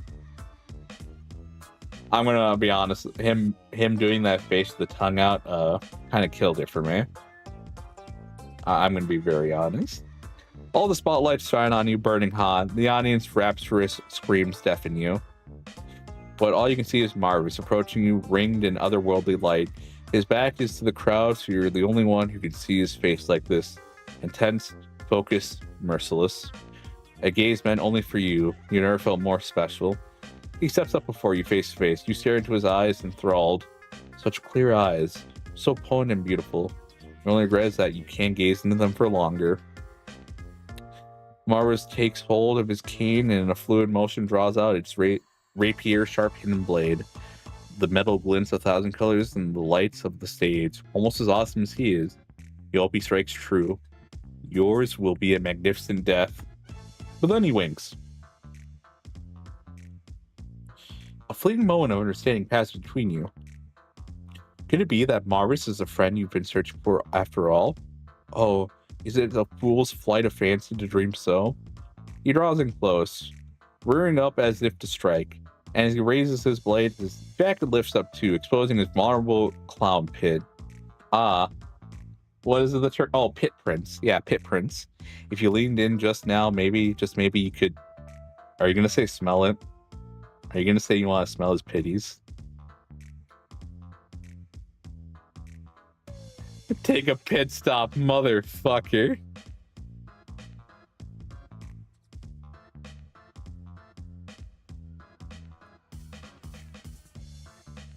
Because both of them... I want to see this real quick. Wait, no, I need to go to befriendments. Have no self-respect. Let's do no respect. Close menu. Can't help yourself. You lean right into the clown's swampy armpits and breathe in deep. The scent is like nothing you've ever smelled before. It's like the thick flower of ambrosia glazed over an ogre's musk. Wet teriyaki sauce sprinkled with a seasoning of pure passion. Powerful, indomitable, beyond intoxicating. You can't get enough. You sniff and then you snuff, sucking as much of the hot, holy odor into your nostrils as possible. So delicious. The fresh bouquet of exertion brought about by hard, relentless work, freely flowing as the manifestation of his raw talent. You could spend the rest of your life nestled in this gesture's fragrant pit, which might be literally what happens. You hope he allows you to indulge. Were you so bold? You might even take a hearty lick. Oh, how could it possibly taste if the smell alone is so wonderful? With that, you could just suckle even a little drop of that sweet gesture's hunky tang. Imagine some poor Let's Player having to read every delectable sense of these odoriferous paragraphs aloud and get a little hot and bothered. Wow, what a freak. But you aren't quite that brave. Marvis brings down the blade, sinks deep into the wood beside your neck. That was no accident. A gesture so powerful surely would not miss. He's sparing your life. You're so humbled that your bladder evacuates on the spot. Your urine is hot on your legs as Marvis's gaze is on your face. You really wish that you'd thought to bring your concert diaper. Marvis gives you a look and then glances pointedly at his cane sword. You take the hit and make an exaggerated reaction like you've been stabbed for real. You grab at your neck, splurting, flailing. The high bloods right at the front can tell you haven't really been stabbed, but they're a little disappointed, but it's not as clear as to the trolls further back. Man, imagine some poor streamer or let's player having to read this out. Man, they're probably getting all flustered that they had to read that. And it's not like they said themselves pit prints or anything like that. Damn. Imagine a schmuck like that getting embarrassed over this. No balls, I say. Somewhere around the mass of teal bloods, the illusion really hits home. They start going fucking bonkers back there. The apeshit wave travels back to the burgundies and then ricochets back home to the high bloods. Crack one eye open as you play dead. This time, it's nothing like the controlled moshing during the performance. This is pure anarchy. A whirlwind of death and brutality. Trolls are at each other's throats, literally, ripping each other apart with fang and claw. All the blood sprays into the air makes the humidity really skyrocket. At some point, when the racket becomes less than melodic, the clowns all come out for a final encore to drown out the sounds of the screaming. They start wrapping up a real storm. After about 45 seconds, the full 2/3 of the crowd are completely dead on the ground. The performance finally ends once every single troll in the crowd has collapsed either from death or exhaustion. Only once the audience has worn itself out to do the clowns. Only once the audience has worn itself out do the clowns call it quits. They all start filing backstage, but for Marvis, who stops to take you down from the cross. Your beloved clown cradles you in his arms like the Pieta, gently petting your blood-splattered face. The Pieta.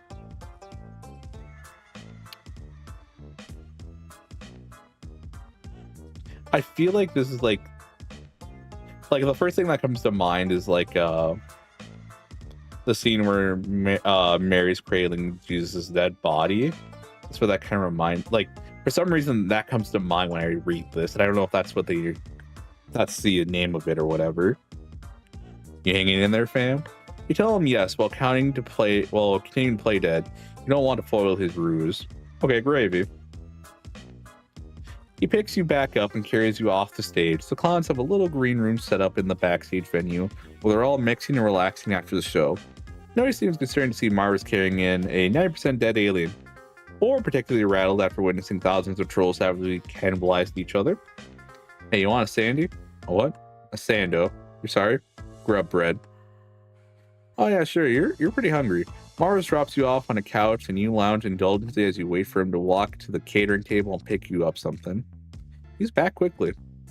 Think you can move your arms or anything, buddy? Think you can move your arms or nothing, buddy? You say not really? You're pretty sure all of your bones are basically obliterated. Ah, shit, that's rough. Sorry, man. Guess that's my fault, lol. Okay, say, oh my gosh, he's feeding me. What a gentleman. You don't even question it. You obey him unthinkingly. You choke when he kneels beside you and starts pressing broken off pieces of grub sandwich past your trembling lips. Tears well up at the corners of your eyes.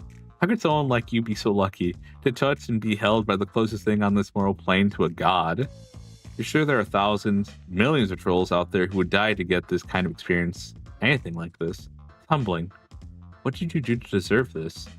You're so weak from the concept that even moving your jaw is hard, and you start suckering.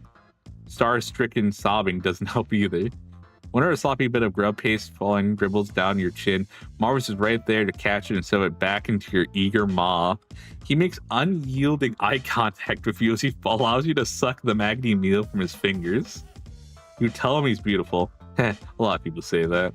I don't know about all that, though. Just a humble rhyme juggler with a lot of cash money and 10 guys filming what I'm doing right now. When you're finished eating your sandwich, Marvis kindly wipes all the mess off of your face. So gracious. You can't believe it. You're so glad that camera crew's here to capture all of this so you can watch it and relive the experience of receiving his kindness again later. I guess you do need an answer to the question. Why did Marvis decide to save you? Marvis takes a moment to think on it. Oh, well, I guess I saw the guy you was. I was like, shit. What a sorry MFer. You know that, buddy, be bad news, fam. What, Zebra? No way, Zebra's your friend. All of your friends are cool. Damn, cuz that's raw. You okay? You sick? You real friends with that Indigon? You know he blacklisted all the fucking way out in Clown Town.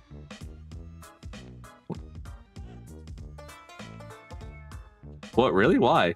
He's just a social climber, man. That big blue buddy be a mo fucking parasite, and he's blacklisted by all clowns. He doesn't seem to know that. Well, we ain't about to go and tell it his chatty ass, cause go and write a Weckety review about my business. So we be looking out for ourselves. Us clowns real close knit, you know? Take care of each other and all that shiz. You feel me? You know, if you think about it, clowns really are the most disprivileged socioeconomic class.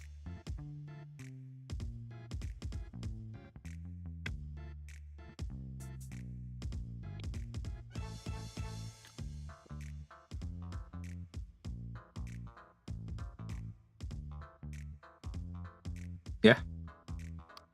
You have thought about that, and it's making more and more sense recently. You'd love to engage in nuanced discourse with him about clown privilege, or the lack thereof. Yeah, because though we normally occupy a position of structural power in the institutional hierarchy of the human spectrum, we be subjugated and to dampening our powers like no other. Into. Because the agents of the Empress and her abysmal hierarchy know that the unimpeded strength of me and my sick, nasty buddies would easily unset Sea Dwellers' dominant cast. Piz, what mode? I'm sorry, Pivot. I guess you're gonna have to watch the VOD. That could have been typed 10 minutes ago. That could have been typed 2 hours ago. You're gonna have to find out yourself, buddy. A purple blood be objectively superior to violet in every spectrum of strength and power and influence, despite chromatically preceding them. The only reason we don't rise up and rip the fins off those slimy little faces is an eternity of religious persecution and cultural immutable precedent. What does that say about the validity of the rest of the system? In your mind thoroughly blown. Wow, this guy is incredibly woke, not the least bit racist at all. You're really inspired by how good he is at both an artist and a man. So, they're stronger than the Sea Dwellers.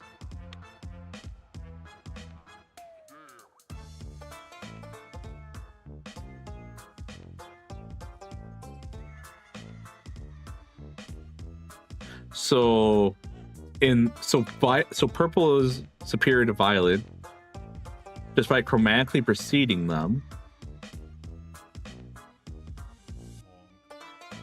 Interesting. That is some interesting. Okay. So then.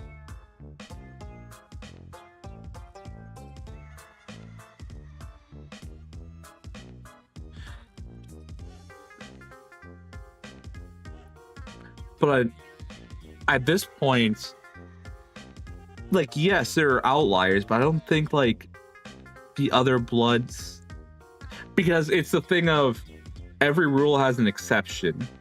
So the Sea Dwellers would just be the exception where, yes, hemospectrally or chromatically, it follows a certain order except for this one instance. But I guess because everyone's been brainwashed to kind of just roll with this.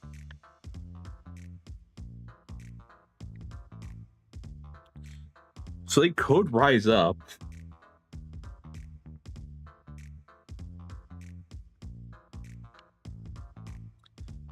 But then you have to wonder, do you want a society ran by clowns?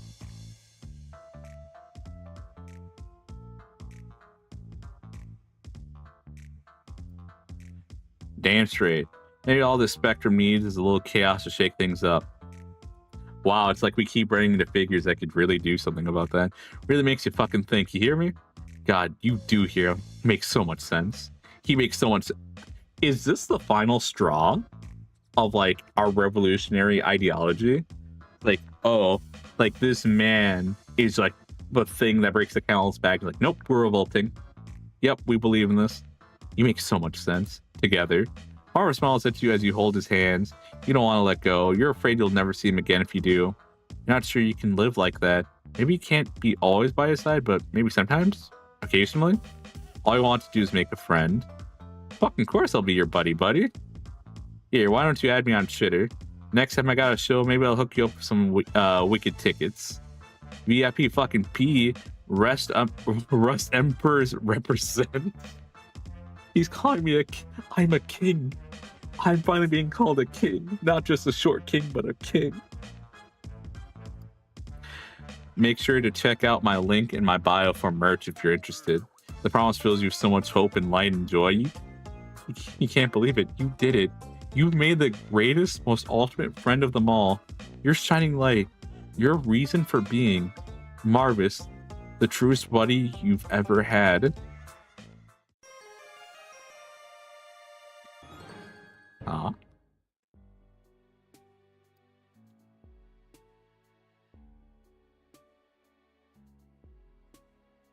Oh.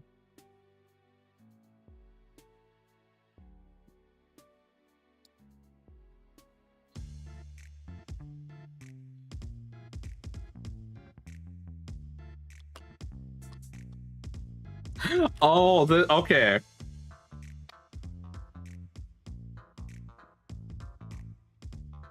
Okay. So you didn't have to read that cringe if you really didn't want to, but then again, you wouldn't befriend everyone.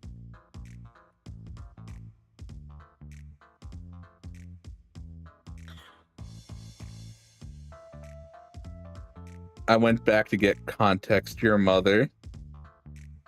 What about my mother, huh?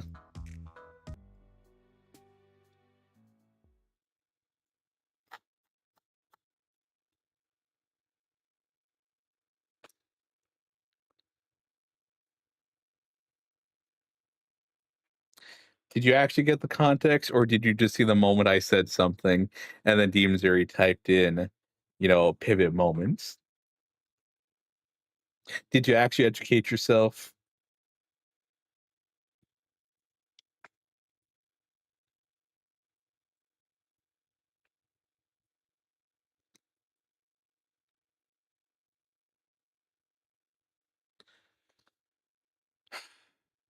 Man, imagine someone having to read about how much they wanted to sniff someone's armpit and then lick it.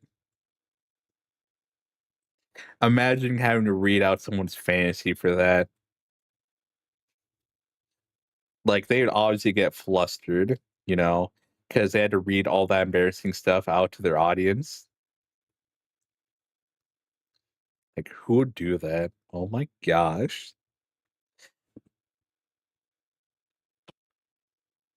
It's not like the hit game, I'm Not a Human or whatever, has now has a mechanic where you need to check people's armpits to see whether they're aliens or not. Calling you disgusting as you do it. What on earth are you even talking about, Riku? I don't know. Maybe if you watch the VOD, you'll see, you'll understand, you'll be enlightened.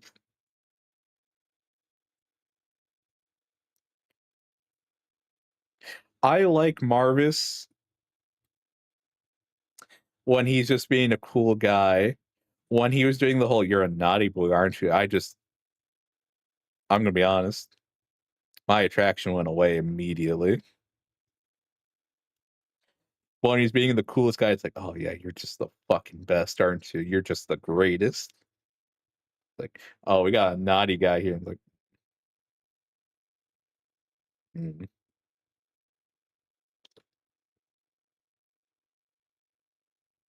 Like I'm pretty like he probably just did it for the show or whatever, but still, really killed my boner.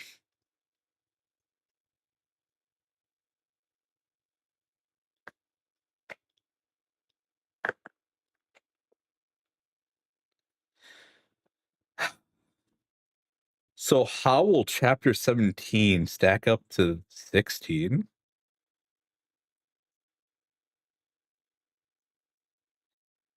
I feel like this might be just another like palette cleanser before we hit the big old 18. Thela is looking at me with so much determination. She wants attention. She like saw Frida earlier and is like, yeah, now I want attention. Fuck you. So now I'm gonna hold her like a baby. I can't hold Frida like a baby because she scares me.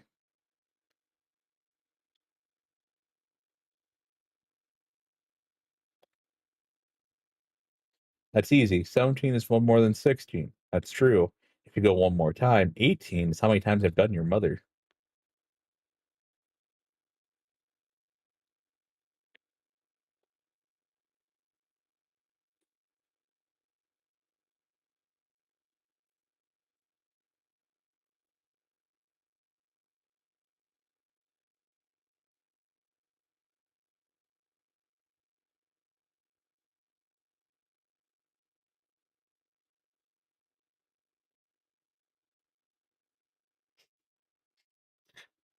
Sayla's just having a 1,000-yard stare. Actually, like, kind of like bends and curls her claws or whatever. She's doing that thing where it's like paws straight out and then she curls her little toe beans, kind of like rip. Like she's kneading bread kind of, but just in the air and sometimes on my upper left shoulder.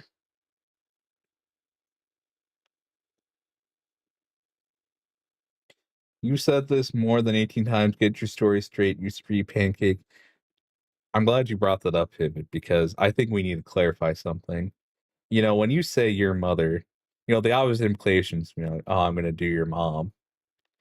But I find that rather distasteful when you're married and you say, you know, you don't make I hate my wife jokes, but I feel like with this, you do something almost worse. And I just need you to know, be better.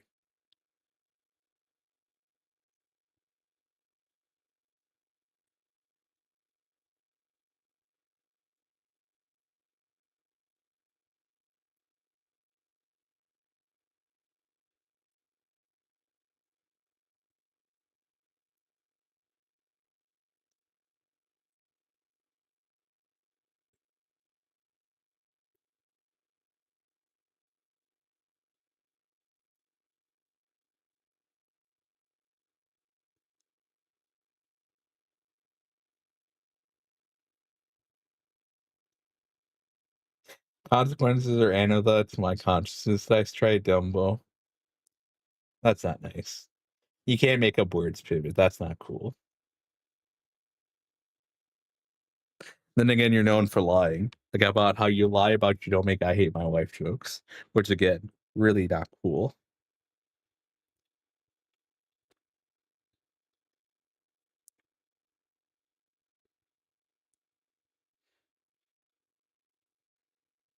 All right, 2 volumes left. So if I don't get messaged for an interview, I will be streaming Monday and Tuesday. And then after that, we will do Family Mysteries.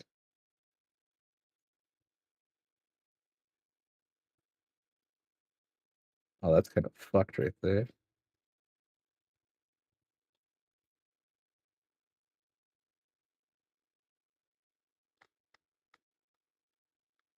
So Based Binky drew the rival to PP's and it's a mime.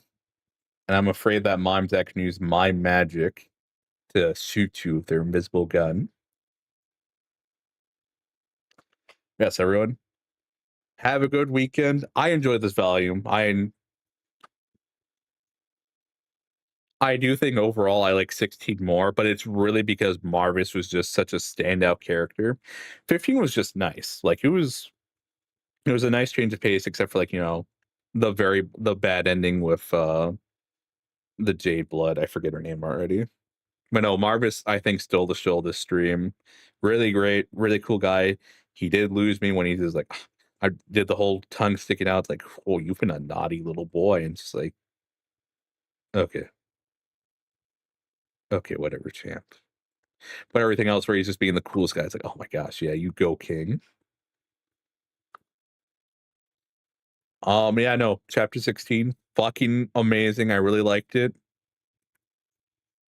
And I am looking forward to how this ends because after that, it's Homestuck the epilogues, and then after that, Pester Quest. No, Hiveswap Act 2, and then Pester Quest. Who knows? Maybe I'll have a job by then, so we're gonna have to move to night streaming, and it's gonna be, like, only, like, 3 to 4 times a week. Yeah, well, things won't really change, but at that point then. But yes,